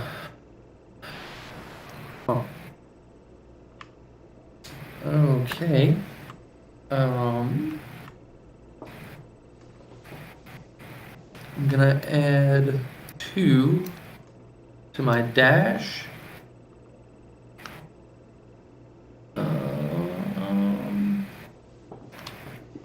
Don't forget your food processor. Oh, that is fair. Thank you. 'Cause I sure did. Why on earth am I helping you? It's only going to come Oh, back to man. haunt me.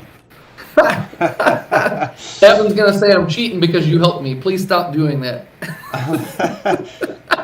Devin just did say something. All right. Lol, we'll go with that. Joe Girl's watching and said, "Friends don't push friends into pits." In Quodd Heroes, you definitely do. But I usually don't, actually, because I like to treat others as I'm treated in general, and so I don't push anyone into pits. Not anyone. I guess it does happen sometimes, but I try to be nice. All right, here we go. I think that's all the cards I'm gonna play. So, we will tumble here, and my feet is now a tumble of 3. So we'll tumble 1, tumble 2, tumble 3, and now I have a dash of 3 plus 2 from that, so a dash of 5. So a 1 that will jump me to there. A 2 that will send me to Oh yeah, you here. get to keep moving out of tunnels. 3, 4, 5 that brings me to there. And I could move 1 more because my tunnel, the rock imp, also added 1 to my active movement skill, but It adds 1 to dash or slide, right? I think. it just says adds 1 to your current Your active active movement. movement skill. Yes, you could move 1 more. You're right. And you know what? I take it back. I think I will. Yeah, so you have access to. No. I'm gonna stick with it. I'm not gonna use it. I'm gonna go there. Okay, that's it for that. Nice move.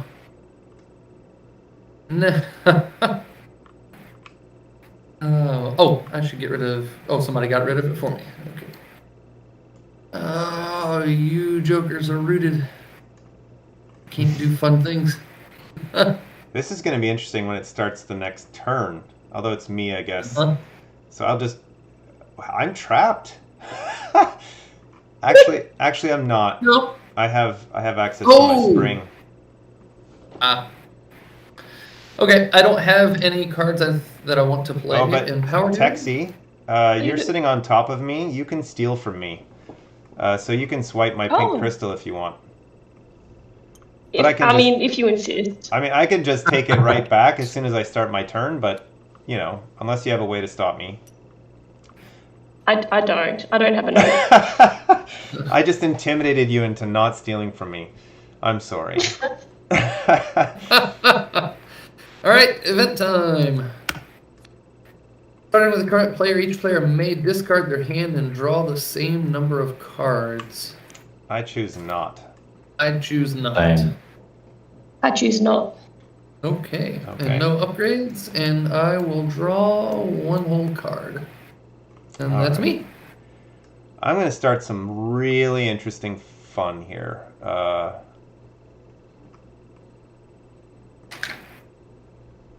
I am going to start by placing a spring beneath my hero. So I'm just going to set Texie aside here for a second. Grab a spring and place it under my hero. That's going to spring me onto this candy token. And immediately also spring Texie. True. Yeah, so I spring first, I land on this. I have to resolve mine, so I get to dash twice. So I'll go 1, 2. And now Texie, you get to jump. You get to control my movement, so you could make me go jump. That is over here. True, technically, I guess. Yes. But you're nice. Actually, no, it's not, because I did not push you onto it. You were already on that space, so you get to do it yourself. Oh, that's very nice. I will go over here. It's the right rule. So now you get to land on that, and you dash twice now, so you get to move 2 more spaces, and essentially push me. 1, and then you can go diagonally. Oh, You're just gonna go there instead. Okay. well, I mean, I feel like that would be the nicer thing to do. Otherwise, actually, no, it helps you as well, actually, going over into the little whirlpool. that helps me, except it spins me, but that's fine. So if you want to push me that way, but you get to spin me now, so you choose which direction, just counterclockwise or clockwise. On my thing. you can just just go right. Okay. There we go. All right, so I haven't actually moved yet. I placed a spring beneath me and then did my thing. I'm going to actually use... that was my spring launcher. I'm going to use this to place another spring beneath me. I am cheating in a big way here. Not literally, but taking advantage of my powers and somehow messing everything up. So I get to bounce there. Is my character in the right orientation? It is not. It should be like this. Yeah, with an arm, yeah. Is that correct? Or is it like that? I think so. I just know there was an arm going in. Okay. So now I'm going to begin my tumble. Actually, what is that skill? This is actually not very good for me because of that water.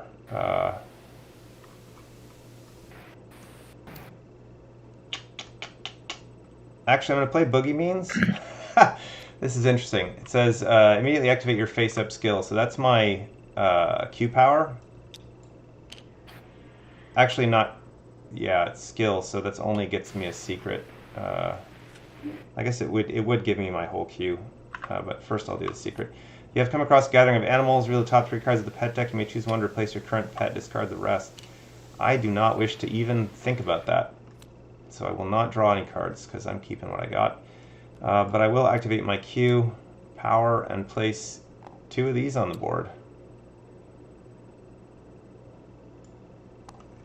And begin my turn by tumbling onto... begin my movement phase, rather. Tumbling onto this, dash twice. And then dash twice again. This is not going to help me. I'm just going to go here. Although that is my slide skill. Yeah, that's fine. So I get a secret again. More pets. I choose not. And then I activate my slide skill for 1 movement. Although my crystal adds 1, so I get 2 movement. So I go 1 onto this, dash. This is really going nowhere for me. 2, and I end up here. That was a lot of... Why does that keep happening today? I don't know. I don't know what I'm doing wrong. Yep, that's the end of my movement. And draw an event. Flip it over. All players perform a jump of 1 in their choice of direction, orthogonally. So that starts with me, and I'll jump over the wall. Oh. Nice. Nice. So you guys all get to jump. Do I jump onto the wall or over the wall here? You jump over. Onto- So jump is Yeah. 2. It says jump of 1, but it should say 2. Oh. So you could. Oh, is it a jump of 2? Yep. Because I will jump over here then. Yep. But it should be in turn order, right? Yeah. Yeah. Okay. Did the 3 of you already go? Yeah, I moved mine over the wall. Now, are the crystals hang on. collectibles? Sorry. Are the crystals collectible? Is that what they are? They are. Yep. Okay. Because it says You can grab. I can range pick for- up collectibles at range 2. Yeah. So that crystal is 1, 2, 3 spaces away. It's not that. Okay, so you can count. you Okay, count I got you orthogonally. now. Yep. Yeah. Okay. Yep. So it's your turn. I get to draw 2 cards though. Oh. You do mine. I was making sure you guys were done, so I'll jump over to that, which will give me it's dash 2. Is that what the? How do I candy turn off joke the is? pencil? I have no idea how I just did that. Click the hand in the upper left. All the way in the upper left. I don't even see a hand in the upper left. You've closed your menu somehow, and I don't know how to reopen it. Maybe Davin does. You can press F1. You can press there you F1 go. and that will also bring it up. Thank you so much. There we go. Now I can draw two cards. All right. The candies are 2-2. Yep. Okay, we're gonna be nice to Zozo then. 1 and then. Oh wait, Zozo, are you still rooted? No. No, yeah, he's not. That was. Oh, well. Oh wait. Why are yeah, you? I should have been. So when you activated that event, am I still rooted or? Yes, you are, because it's not your turn again yet. Okay. But you can choose. You can choose to. When you're rooted, you can choose to be moved by an event. It's only non-voluntary events. So if you want to jump, you jump. He was asking if you were rooted, because if you're choosing to let him push you, you can do that. If he's being. Yeah, I mean, I already went there, so go ahead. Yeah. Then I'll give him a little boost. How about that? Yeah, Sam. Sam is asking in the comments. He saw a hero on top of another hero. The reason that can happen is the changing of the wording on Jasper here. It says you may ignore walls and pass through other heroes. If you finish your turn on a space with another hero, place your hero beneath theirs. So technically, we had them in the wrong order, but essentially, you count as occupying the same space, but you're not on top or below another hero. It just basically you're a ghost. Carry on. Sorry. We no, that was the it. event. I finished. I did my jump, and Alright, so- Candy dashed me, and yep, we're good. All right, I'll start by doing the pet. The pet. Bastion. 5. There you can go. place a spring directly beneath your hero. Okay. So I'll pick Which your is guy up. Oh no, that's not you. You're Captain Zozo. So it's right. Zozo. There we go. Boom. So now you choose where you bounce to. 2 spaces. So I can go here. Well, I already have a pink crystal, so I'm just gonna bounce It here. has to be in a straight line. 2. So Huh? you can't choose to just go 1. It has to be 2. Okay, so I can go. You can't go I guess around a this corner. way. It's always straight line. So it has to be here basically. It has to be Or- a straight line. You're saying, gotcha. Or behind you, Yep. or you could have gone onto this wall here, as well. But anyway, so Okay, now I'll stay there. okay. And then activate my natural So tumble you thing. should right? actually have an additional card because of your item card there. At the start of your turn, you draw a card. Oh wow. Yeah, shoot. Hear me out. 1.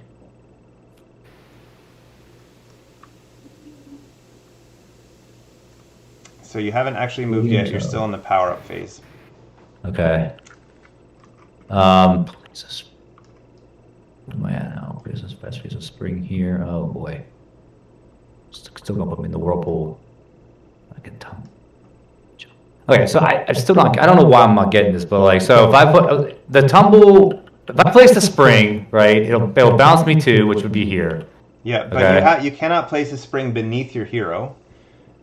You have to place a spring somewhere else on the board and then land on the spring.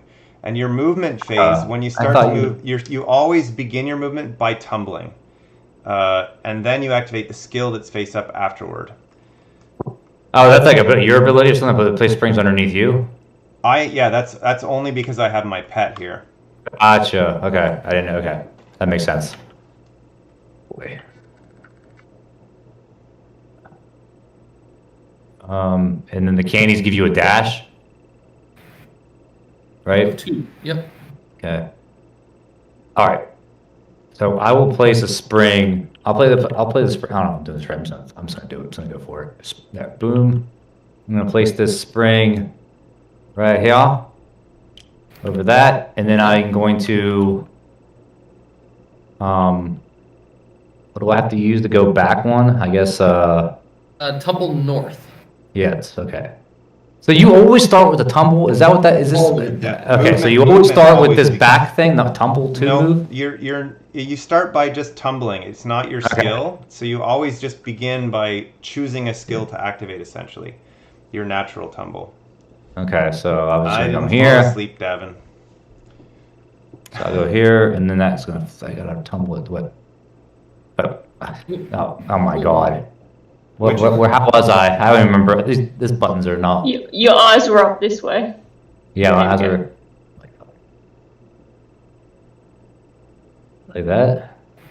Yeah, and so now you want to tumble north. Well, I So you want to gotta go to the press spring. I want to dash this way to the spring. So you were here. Yeah. But in order to tumble, you went to here, so now you have to tumble north. So you're going to press the number 8 key on your 8? number pad. That goes up, right? There you go. Okay. And now you dash because you're activating the candy token. So you dash Okay. 3 times. Gotta dash to here, right? Yep, and then you Yep. jump 2 spaces. 1, 2. Yep, and now you activate your right-hand skill, which Because that's is- where I landed. Okay. Yes, Sorry, because guys. that's what you have. And you can diagonal slide 3 times. Okay. So if I wanted this, You can't What's actually the get numbers that again? with the diagonal slide. Those don't do anything yet. okay. Uh, No, so we'll go down then. So 1, 2. I guess. whoop, Oh, I can go 3. How did Pinky end up over here? Um, Oh, there we go. I'll go I have no idea. 1, 2, 3. I guess here. Yep, that's 1, probably the best 2, choice. Unless you had cards that could enhance your movement further, you could have, like a plus to a skill kind of thing. You could have played that beforehand and gone farther, but All right. Yep, and you could go. You would either be here or you Or could jump there. up to here, because you were here, so you would diagonal here. I forgot you can change direction. you can change the Okay. direction with each point. All right. Yeah, I'll do that. Does that ability? Or no, I have to go around the wall, huh? But you have Captain Zozo's ability to collect a crystal from range, so you can just Yep. grab that blue crystal. Oh, I thought since this thing was here, it wouldn't count as one. No, it's The still wall. Okay. it's still there. Cool. So now you have the blue power on your board, not mine. Oh, There you go. And then your blue power says at the start of your turn, you may draw a secret card. So at the start of your next turn, if you still have the blue crystal, you get to do that. Cool. All right. So that ends my turn, right? And then I don't have any other cards I can play. Then you draw an event. I draw an event, and then I draw 2 cards. All players may tumble 1. Skill or Q powers do not activate as a result of the tumble. So that starts with you. You can choose to tumble in any direction that you're allowed. First. And then I don't think any of us really interfere with anybody else, so I think we can all tumble if we choose. I guess. Wait, sorry, I missed that. The event lets us tumble without activating a skill, one space, so you can tumble now if you like, and grab that yellow crystal. Don't mind if I do.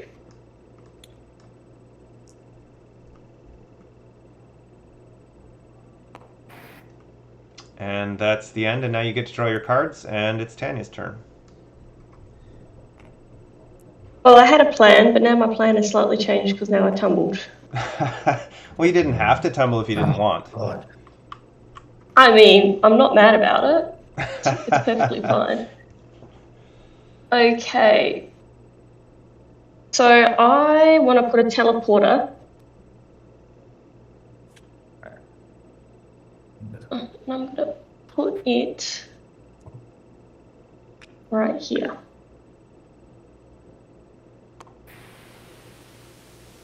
And 1, 2, 3, 4, 5. Can I put teleporters underneath crystals? No. Well, I haven't changed then. What? Pinky should now be face up with feet I to forgot the to draw my north. cards. So wait, Okay. so do I draw cards from the event tumble or from when I ended my turn? Sorry. Oh, Whatever skill is up when we drew cards, although that would be something different, I guess. That would be your right Yeah. arm. When Yeah, that it triggered. was an So arm. that's 2 cards from your diagonal Okay. slide. Oh, Sorry. wow, what a teleport. What did you do? I teleported 1. Oh, that is a drag. Have you moved yet? Okay. Have you moved yet? No, I just tumbled onto there, so now I can do a jump of 5. 1, 2, You 3, activated your 4. skill though, so that actually doesn't get to happen. But what I would advise that you do, because that essentially when you teleport, it ends your movement. So if you have a skill that you haven't activated yet, nothing happens. So if I were you, I would rewind that, place that teleporter at the end of where you might reach after you've moved. And use it Okay, to yeah, because I extend your rolled movement. onto my jump. 1, 2, 3, 4, 5. Oh, okay, So that's why I asked if I place could the put teleporter. it here. Yeah. You can place the teleporter on the wall instead. Yep. 1, 2, That is 3, true. 4. Yeah, and that way. Well, I end up. I can. Or place it on top of the spring, maybe. No, she wouldn't be able to jump to it. Yeah. Oh, yeah. So you place the teleporter on the wall, and then you land on the wall. Why is that one space just not working? I don't think there's. I've got a jump of 5, so actually you land on the crystal, which is fine by me. That means next turn I can end up. But if you there. don't, Okay. if you choose not to land on the crystal instead, you could land on the teleporter, which would get you onto potentially the candy token, which would get you onto the spring, which would get you onto the wall. Like you'd go a lot further instead of skipping the pink crystal. If you insist, even if I get a movement of 1. Just giving some tips. It is bonkers. All right. it's cool. I mean, don't get me wrong. It's just there's so much you can do. There you go. 1, 2, 3. Okay, well, I guess I will then go here, which makes me slide 2, which I can go here, and then I jump onto the wall. Yep. Yeah. You got it. Okay, and now I take an event. Oops, I keep taking the whole deck.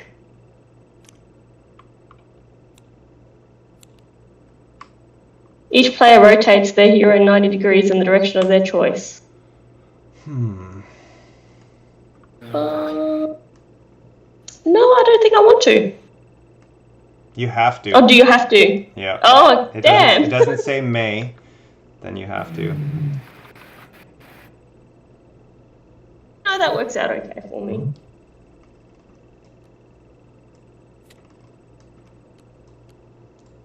And then you get What to is draw it? cards. So- Go ahead. So what? Rotating at 90 degrees. Why would that affect me? Like if like say, It changes Like- which options you have available when you tumble. So now if you tumble, say, to the west, like in this direction, you have your feet up, as opposed to when if you spin yourself when you tumble in the direction you want to go, it's going to give you different options, essentially. okay, yeah, I saw that. So now, so I have to choose something then. Yep. Clockwise or counterclockwise. Okay. Rotate it that. Oh, that's kind of. No, that's not where I want to go. Okay, I'll do it this way. Okay. So it's Danny's turn. Oh, Did you draw? Did you draw your Tanya? cards, Tanya? Did, yes. Okay. Okay. oh man. that really- All right. Well, we've set up lots of things for you to help get you forward, Danny, so. Yes, you have. So I'm gonna dash 1 onto the spring, down to here. No, we should bounce. Oh, never mind. You could have springed onto the teleporter, Danny. Yep. But that lets me get in range to get that secret token at a range of 4. Oh, I see. You have something that lets you do that? This is the Rune of Discovery. Oh, the Rune of Discovery. Gotcha. Immediately replay the last event played. Rotate your hero 90 degrees. So everybody has to rotate their hero. Okay. Let's rotate No. that way. Okay. Okay, so that's that. And then I'll go the other way.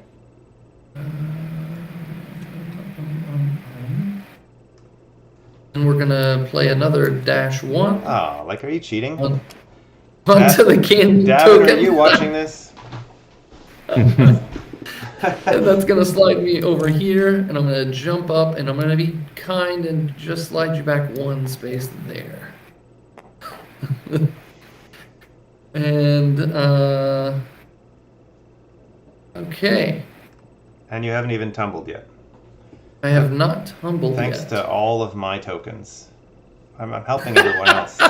Although the good news is, depending on what we roll when we get to that orange marker, it's going to be pretty easy to get back there. Thanks to me.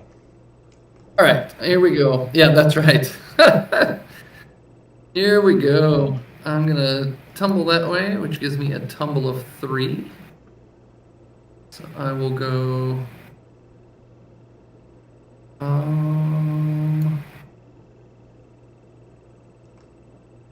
This is where having a reference hero in the physical game makes things much easier. You can sort of figure out what your movement is going to be No. with big tumbles by just using your reference cube. 1. I do have the advantage of having another hero in my hand here, but I haven't been using I- it. So. I have one, but I haven't been using it. Yep. And if I could throw this through the screen to Chris, you could use Captain Zozo here, but All unfortunately. right. 1, 2. I think I'm gonna stop there. It's on my right arm, which gives me a dash of 3. But I am beside Zozo. So. Steal the blue crystal. Yeah, although the blue I might not get to use, the pink I will absolutely get to use. Oh yeah, that is true. I did appreciate you not stealing my yellow crystal while you were there. You know what? I completely spaced on that. Oh, let's see. Oh, Yeah, I'm gonna take Captain the pink Zozo. one. And Take Pinky. the pink one. And then I've got a dash of 3. So we'll go 1, 2, 3.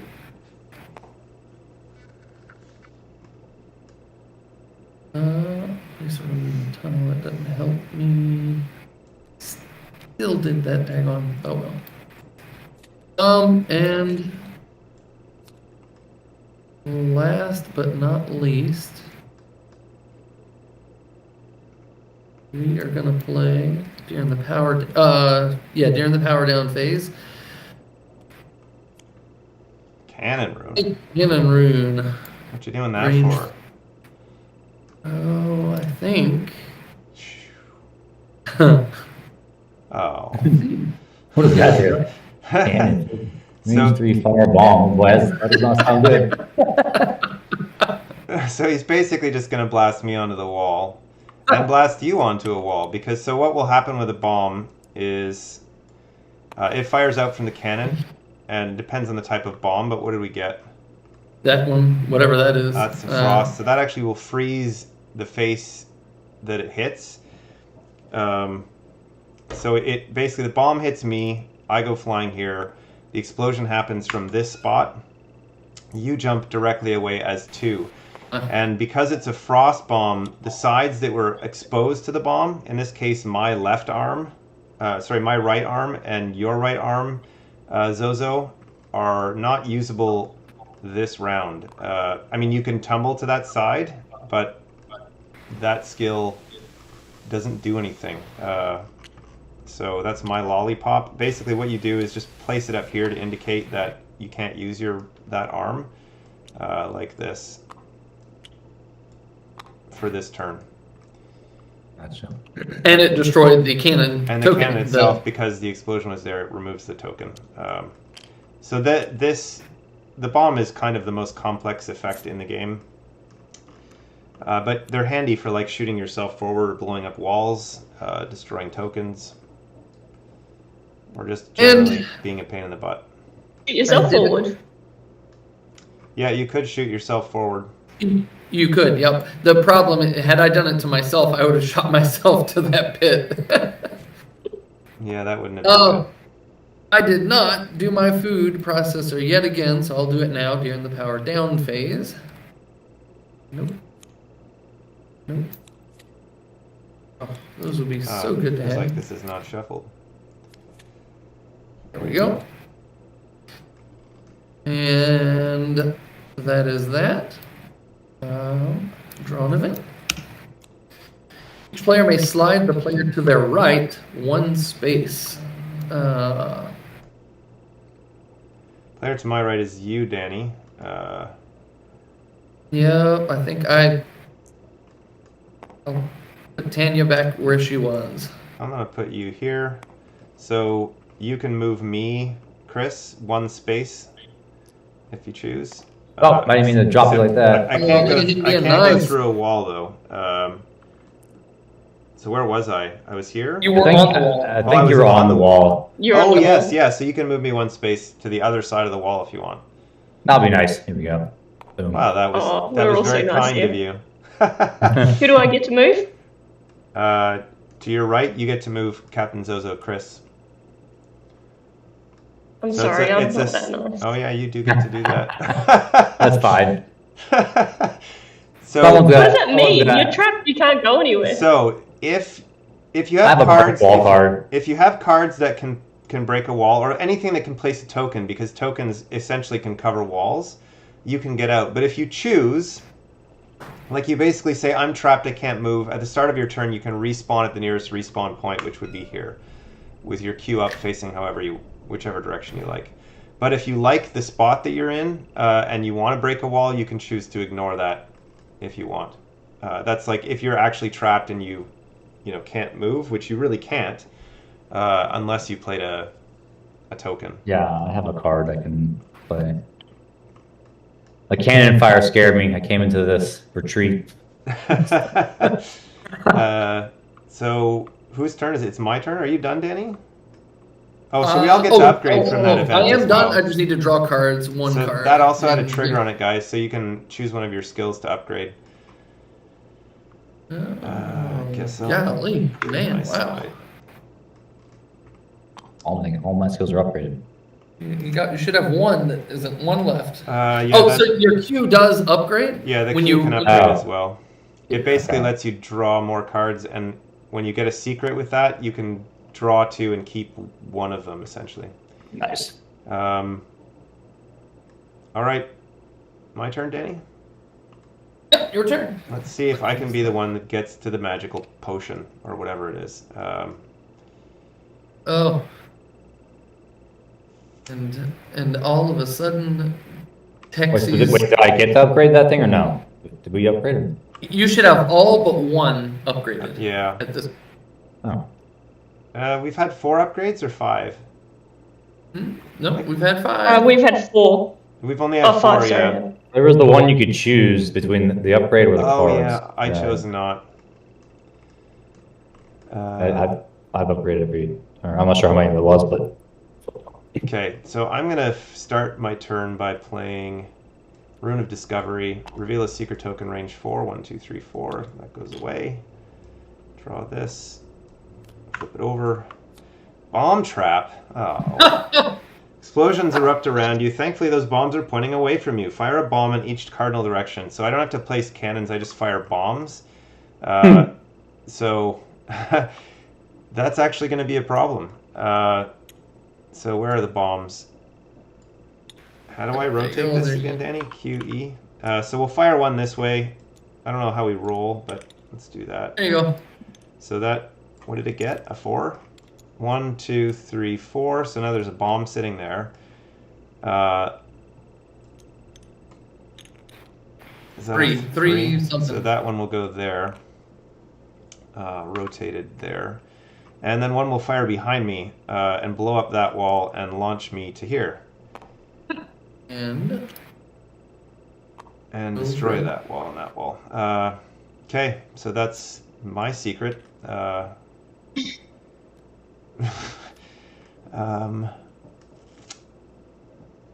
Where is my jump skill? It's there. jump on the bomb. I don't want to. So what I'm going to do is play this and this and target my jump skill. So I have to roll a die for this Herald's Secret. Let's not get a minus. Don't roll a 1, Ryan. 4. So +2 to all skills. So I'm going to add 4 to my jump. And my jump is a special jump that basically I can divide it in half and change directions. So I can jump 6, but I can basically do that in 2 jumps when I tumble. So I will start my movement by tumbling and initiate my jump. 1, 2, 3, oink, and then 1, 2,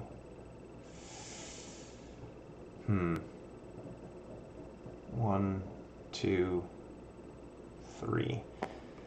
So I didn't get to that marker yet, but can I get there?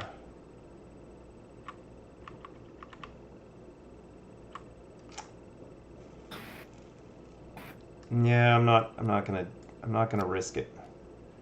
Basically I could place a spring beneath myself and then jump over the marker that I need to get to. That's not very helpful. So I'll just end my turn, draw an event card. Wow, we're upgrading again? Oh, all players may dash 1. And we get to upgrade. So I'm going to dash onto this marker. And what did I say? What did I say the prize was? Draw 5 cards. Draw 5 cards. Okay, and now we roll a die. So everybody gets to upgrade, and you get to dash first, actually, and resolve anything that happens from that. I can put. Poor Zozo, he can't dash. Yes, you can. Yes, you can. You can dash in any direction, so you basically can go whichever way you want out of it. Oh, okay. You come out there? Yep. Absolutely. Okay. Oh, yeah, I'll come here then. So I would actually recommend moving the other way now, because the goal is going to be somewhere else now. Oh, yeah, you're right. It's going to switch, right? We're about to find, you might be lined up to hit that 2 and just end it. Yeah, I should look at what I have in my hand. Wait, was that the event card that I did? No, it was the event that let me dash. Yeah. Okay, so that's basically the end of my movement. I can't do anything else. But we have to roll a die to figure out where our objective is. Yep. It's a 3. 3. We'll get rid of Where 2. is 3? We'll go 1. It's all the way It's right over here. Looks like you win. Tanya, probably. I mean, there is a chance. There is a chance. I mean, well, all those springs lined up are pretty helpful. Sure are. All right, so that's it for me. I guess I draw 1 card, and I'm going to have to discard because I've got a fistful here. You can go ahead and take your turn, Chris. Okay. I'll discard. Can secrets be bad? My Q ability says up to 3 heroes each draw a secret card. Yeah, they can be. Like I had that bomb trap could be considered a bad secret, but most of the secrets are positive. Like 99% of them or 90% are good. Okay. But you probably don't want to activate your Q because then you're not moving anywhere. Yeah. But you get to draw a card at the start of your turn. Yeah, secret. I was just wondering. You have the blue crystal, so it says at the start of your turn, you may draw a secret card. Yeah. So that's what you're deciding on. Yeah, so I was deciding. Where'd it go? I would. Right here. I'm going to say it's probably going to be a good thing. Let's see what it is. You found a subterranean passage. You may move to the nearest tunnel and use it. If there are no tunnels on the board, place 1 range 2, then move to it. So the nearest tunnel to you is... You can go right here. Wow. I think you might win. Yeah, I think you just did. If you can... Yes, you did. As soon as you tumble onto you just have to roll and then... Yeah. Wow. See, my tumbles and be that's what I had in the bag. Secrets are like... Well, I'm doing this for clarification for me. Yeah. It says you may move to the next tunnel and use it. Ah, yes. So the nearest tunnel. Gotcha. So you'd have to actually use the tunnel to move to a different tunnel. Yeah. So maybe that's not the best choice. Oh, yeah. That's the end of your movement phase. So if I come to this tunnel and come to this one? You have to go to the nearest one and then use that tunnel. Okay. So it would be this one. Yeah. But you would have to move to that and then go to that one. Or, yeah. Okay. But because you haven't started... May, so you but here's the thing. This is happening as part of a secret. You have That not is right. moved yet on your turn. You're still sitting on the tunnel. You could move to any Yep. of the other tunnels. Oh, so I can move back? You could move back, yes. Legally speaking, Okay. that's allowed. Well, now I messed this dice up. I forget which way I was facing on Your that. rotate. I know my face feet is were using 4. 4.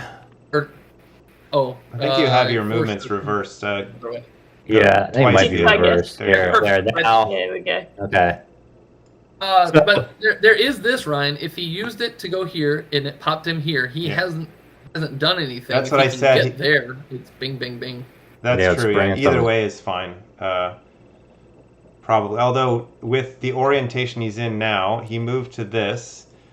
If he moves forward, that You could although rotate backwards. You can roll backwards onto your jump. Yeah. Either way, you win basically. 1, 2, 3, 4. Okay, so I understand. I come here, I come back to here. Yep. Now I'm tumbling backwards.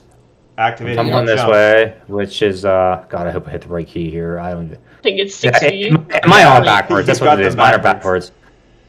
There Okay, you so go. that moves me 4, 2, 3, 4. Springs go. me to here. Springs Springs up. me to here. Then you Right. get to dash twice. Yep. And then you dash 2.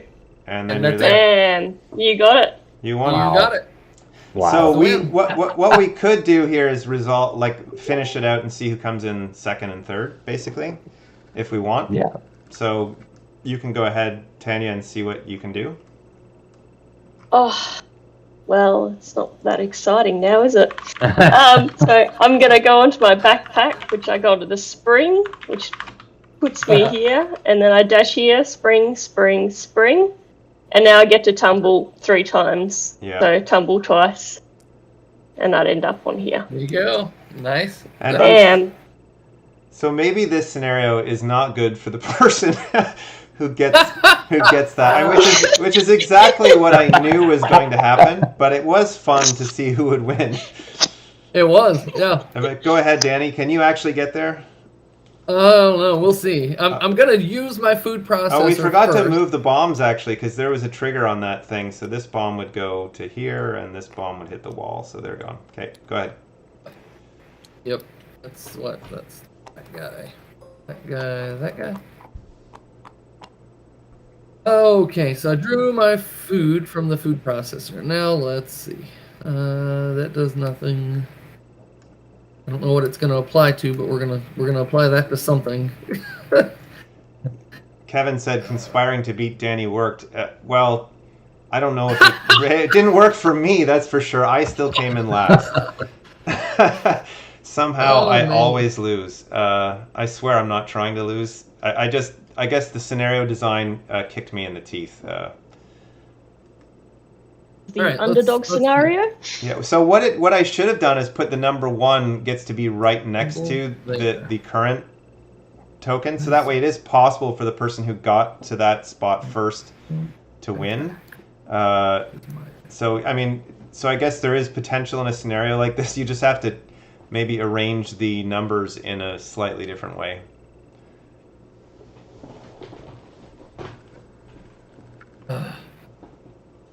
But even I was super impressed and surprised by that tunnel secret. Yeah. Good luck. My experience with secrets, though, is that they always pay off in situations like that. Like every time I go, okay, I'm just going to draw a secret and see what happens. It almost always helps me. I don't know what it is. It's like the karma magic.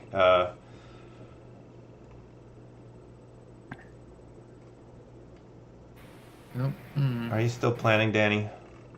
I am. Oh, it's not gonna work. Yeah,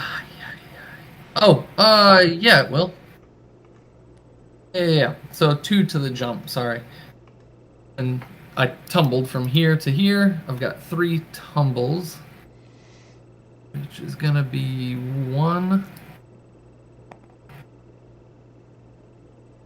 I don't know if it's gonna work, but I don't think it's gonna work. 2, 3. And that's your jump of 4 or jump of 6.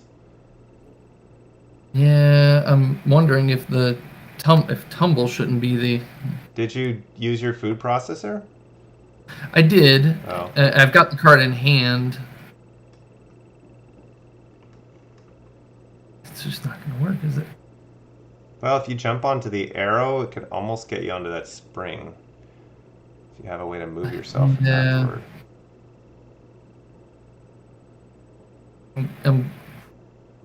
Okay, yeah, here we go. 3, and then I've got a jump of 6. 1, 2, 3, 4, 5, 6, which slides me there, which slides me there. And now you have a dash. Then the gambling happens. Anything... I got a 50-50 chance. A 4, 5, 6, and... You get to Oh, dash. no, I'm still going to be just out of... You'll be 2 spaces away. Unless you can ignore pits.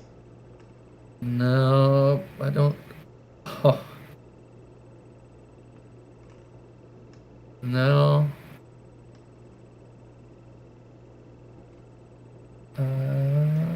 But you also don't get to... Oh, no, yeah, it's post-movement now, right? Yeah. But even activating your Q, could that do something for you? Place the tunnel you never know, you might hero get a secret. And 1 range 3. Yeah, you know what? It might help you. And yeah, if you activate your Q, you might get a secret that'll help you, so... Just roll the die. Yours says explore a food card. Where are the food cards? So that's just in the explore deck. It's just this deck? Okay, you just draw until you find one, and then the rest of the cards get shuffled back. Okay. Just a -1, so... There... Teleport? You don't have a way to enhance your teleport. That's fine. No. Yeah. 1, 2, 3, 4, 5. Yeah, it'd still be... Oh! Ha! Let's do that. Before you dash? Oh no, you're gonna teleport. It's my only hope of getting there. I have to roll a 5 for this to work. Oh. You can land on the spring still though, with a 3. You can't land on a spring and... Oh wait, you can land on the dash and go back to the teleporter. Oh, there you go. I'll take it. I think it's hilarious that the teleporter sounds like a toilet flushing. I'm gonna do it again. Yeah, just keep going. There you go, version okay. 5. What are you doing? 1, 2, 3, 4, 5, and then for my power down, I'll place a bomb behind you and launch yourself onto it. right there. Nice. And that'll boom me up there. Sweet. And there's me sitting way at the back. Let me look at my cards. There might be a way. I don't think there's a way. I say it every stream, but that kind of stuff is just my favorite thing in this game. Yeah. The double spring back to the teleporter was... Okay. All right. I'm going to try to take my turn and see what happens. That will be super epic if I you can can make do it it. happen. It's very unlikely, but what I need is a miracle tunnel. But actually, there's a chance at this. Are there pets in the discard pile? I'm allowed to look at discard piles.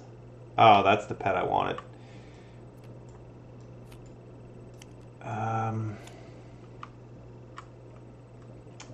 Well,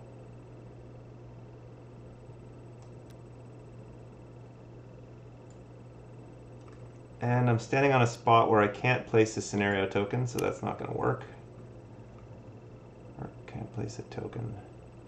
Face is tumble. Alright, just because I have no other choice, I'm going to go +3 to jump, even though I'm not probably going to use it.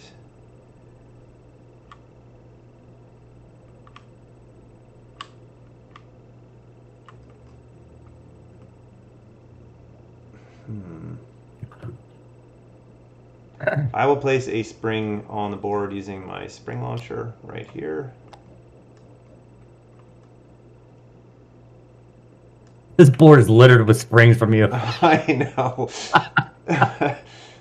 I have no way to get over that stupid pit. And if I use the teleporter, it'll end my movement. Yeah, I think I'm just in trouble. Well, I've used my spring launcher. I'm going to use Lodestone to discard my current item card right away, draw the top two, and pick one. See what I get. +2 to jump. Discard a food card to find a rune card, or discard a rune card to find a food card. Well, we're going to take that one. Come on. What is it? Food? I'll discard a food card and try to find a rune. Come on, tunnel. Didn't it say food for a rune? Yep. Yeah, the very first one was a rune. Ah. That is the absolute worst card in this situation. That's true. Literally, it's cancel somebody else's card. This game curses me.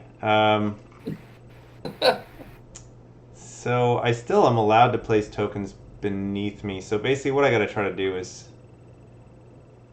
What is my jump? It's on my feet. Back. Where the heck is my tumble? It's on my face. Yeah, whatever. I'm just gonna go because I can't think too much. This is silly. So I'll tumble into there. That's how I get sometimes. I'm like, whatever. It's just. Yeah, I see mean, what I could happens. think it through for an hour and bore the heck out of you guys, but now This is nothing about this has been boring. This is great. yeah, it's one thing the game rarely is boring. Actually, I'm going to spring the other way because no, I'm not. I'll spring there instead. Does the bomb make you have to go into like if you jump into the bomb, does it launch you the direction it's going, or can you? Use it If to go? I land directly on top of it, it just explodes and I go straight up. But if it hits me, then it pushes me. Gotcha. All right, so I've jumped. Now I have to activate my face, which is a tumble of 2. I could tumble into the pit, but that wouldn't be good. So I'm just going to tumble this way onto my feet. My jump is 3 plus 2 is 5 divided by 2. So I guess 1, 2, 3, 1, 2. 2 jumps. Then I can place a teleporter beneath my hero and go basically nowhere.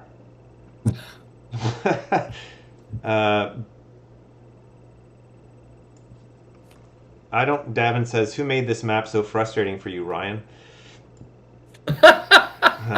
That would be me.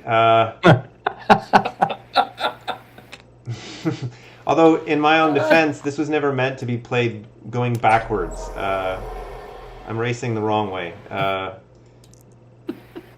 Teleporter 4. I'm just going to teleport myself onto the bomb and die. All right. Yeah, whatever. I cannot even get close. But anyway, I guess we'll call that the end. Thanks for playing, you guys. That was... Hey, for having us. thanks for having me and teaching me, man. You're welcome. Thanks Great for playing. game. Definitely be back in this. This is fun. I appreciate it. Definitely. Thanks. Sorry it took so long. That was way longer than this scenario should normally take. Normally we finish the regular race in 4 turns, something like that. 5, maybe. I'm sure it's on the Kickstarter page, but how many different scenarios are there? Like how many different types of games? There are 10 scenario maps in the book. So essentially 10 fold-out maps, 10 different scenarios. But as I've said before, you can make any other number of scenarios using the same maps, but they're set up as 10. But what that gets you is basically, I don't know the exact breakdown at this point, but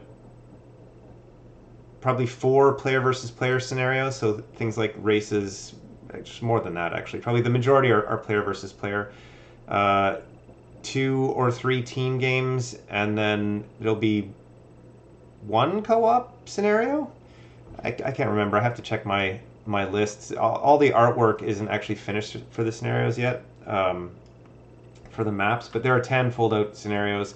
The plan is to have alternate scenarios for each of the maps that are posted on quoddheroes.com. So any of the fold-out maps, it'll give you like basically alternate games you can play on it.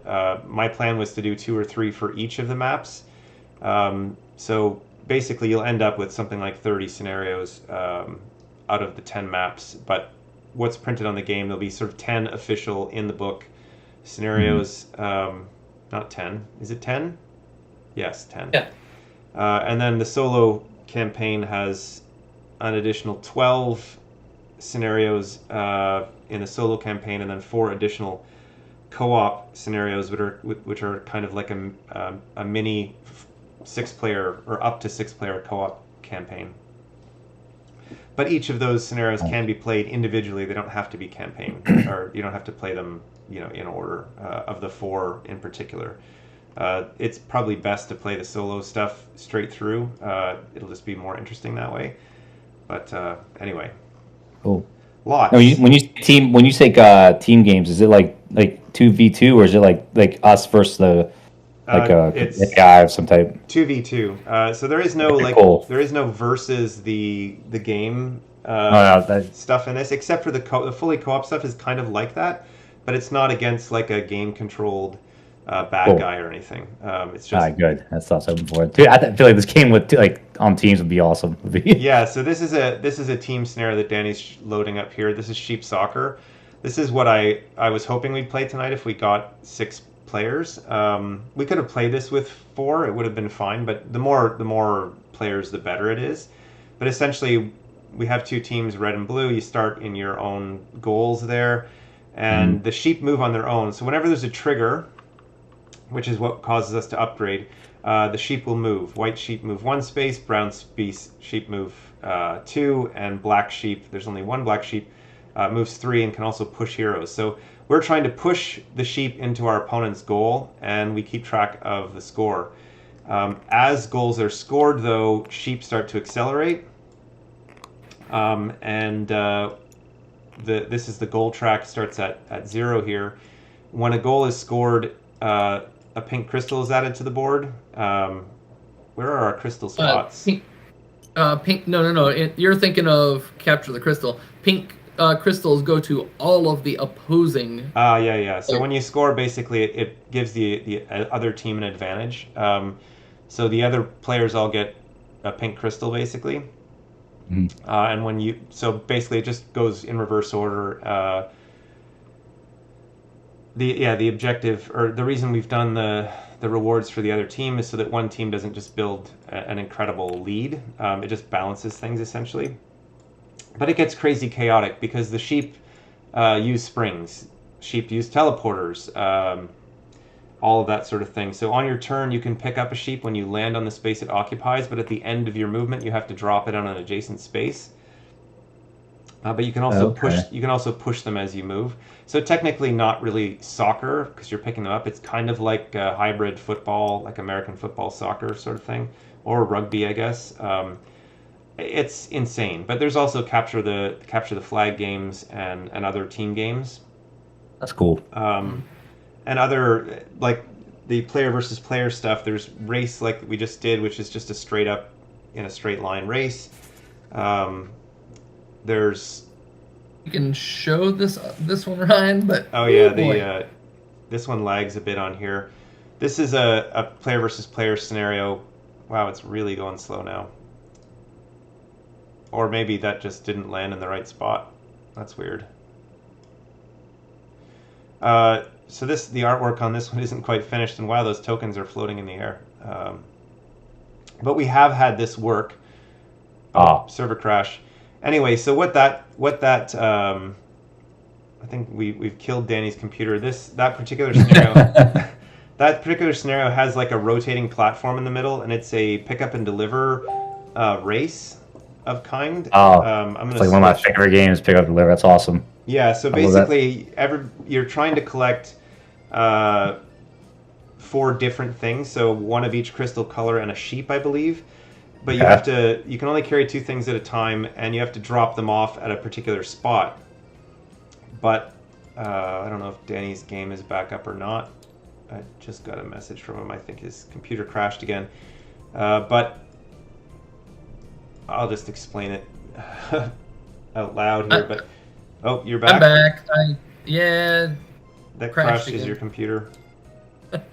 Anyway, so the interesting thing about that particular map is there's a rotating platform that whenever there's a trigger, it rotates, and there's also a switch in the middle of the board that when you step on it, it rotates. But that rotating piece covers up the drop zones where you're supposed to deliver things to alternately. So each time it rotates, it's going to alternately cover and uncover the spots where it goes.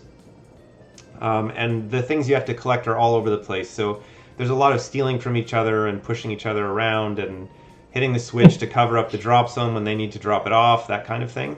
So it's a lot of fun. It just on TTS it's a bit problematic because of the programming involved. Right. It's a little bit slow. We're going to optimize that in a future kind of full release of the TTS mod, but for now it doesn't always work well. Up if you want to load in. Yeah, Chris loaded in, so you can see, Chris, it's laggy, but this platform, that's cool. Oh yeah, it's kind of stuck halfway there. Yeah, but I saw you rotate a few times. Oh, it crashed again. Yeah. But I see what you're saying. That's a really cool and concept. So one of the things with first edition that I really liked and kind of lament losing is the modular boards are all 9x9 tiles, and there are effects in the game that can rotate those boards, which is a super fun effect that we lose with the fold-out boards because, well, obviously you can't rotate it, can't rotate individual pieces of it. So what I wanted to do was make some boards that had overlay elements, which actually don't show up in the what you get in the game list, but there is a punch board that has other overlay tokens that's part of it, so that you can still have those kinds of effects in scenarios. Awesome. You said like the race. So like the race, you said usually you guys finish in like 4 to 5 turns. Is there a way to like take maps and make long courses, like long races? So one of the things you can do to make it longer is do a rally instead. So there's also rally scenarios, which is still a race, but you have to go in order through the points. So we had those number tokens on the board. Those are usually used for rally races. So you would have to go to the number 1 point first, then number 2, then number 3, number 4. We've played a rally on that same board where the number 1 is, like you just place them in different places. So you have to go backwards. You go to the first one and then you go back, that kind of thing. That immediately makes the game longer. Definitely. for sure, right? So, but in its normal form, which you don't roll a die when you get to that spot, that's just the end. It's quite a quick scenario and tends to be quite a lot of fun. But I wanted to try something because I wasn't sure if anyone else was actually going to show up for the game. If it was just Danny and I thought we would try what we just did just now. But we ended up doing it anyway. But what that illustrates is that you can really come up with your own scenarios quite easily just by modifying one aspect of it. It requires a little bit of maybe having played the game a couple of times to sort of understand the effects of your ideas. But in general, it's quite simple. When I demonstrated first edition at Gen Con this year, because I was selling first edition, I improvised every single scenario we played during the 4 days of the convention. And they were all based on stuff I've done before, but not necessarily the same boards, not necessarily the same objectives, but it was all just kind of put the boards on the thing and say, okay, we're going to do a rally, but we'll add this wrinkle, for example. Like I added sheep to the board, and they don't do anything. They're not part of what you have to do, but if you pick one up, depending on the color of it, it adds to your movement while you're carrying it. Kind of like a permanent, like food card, basically. Gotcha. Which was really fun, and it was a very easy mod to do, but made things kind of interesting. If you think you're done your movement and you steal a crystal and suddenly you have 2 more movement with your active skill, it made it interesting. Yeah. And Yeah. talking on I'm a excited for this dead one. screen here. No, that's awesome, man. That's a lot of info. Really, I really enjoyed the game. I'll tell you that. It was a lot of fun. I appreciate that. Thanks very much, and thanks for playing. And I will sign off now because this is a super long live stream. I'm signing off the stream. We can keep chatting off for a few minutes if you like. But thanks for watching, guys. Sorry this was super long. I hope you had fun watching. If you've made it all the way to the end, those who are watching on YouTube Live, thanks guys for participating. If I missed your questions, I'm sorry. I'm sure Davin and Kevin were able to answer some of the questions in the chat there. But thanks, guys, and we'll see you tomorrow with another daily update if you're following the Kickstarter campaign. And if you're not following the Kickstarter campaign, please check it out. Quodd Heroes 2nd edition on Kickstarter now. Thanks. Bye, guys.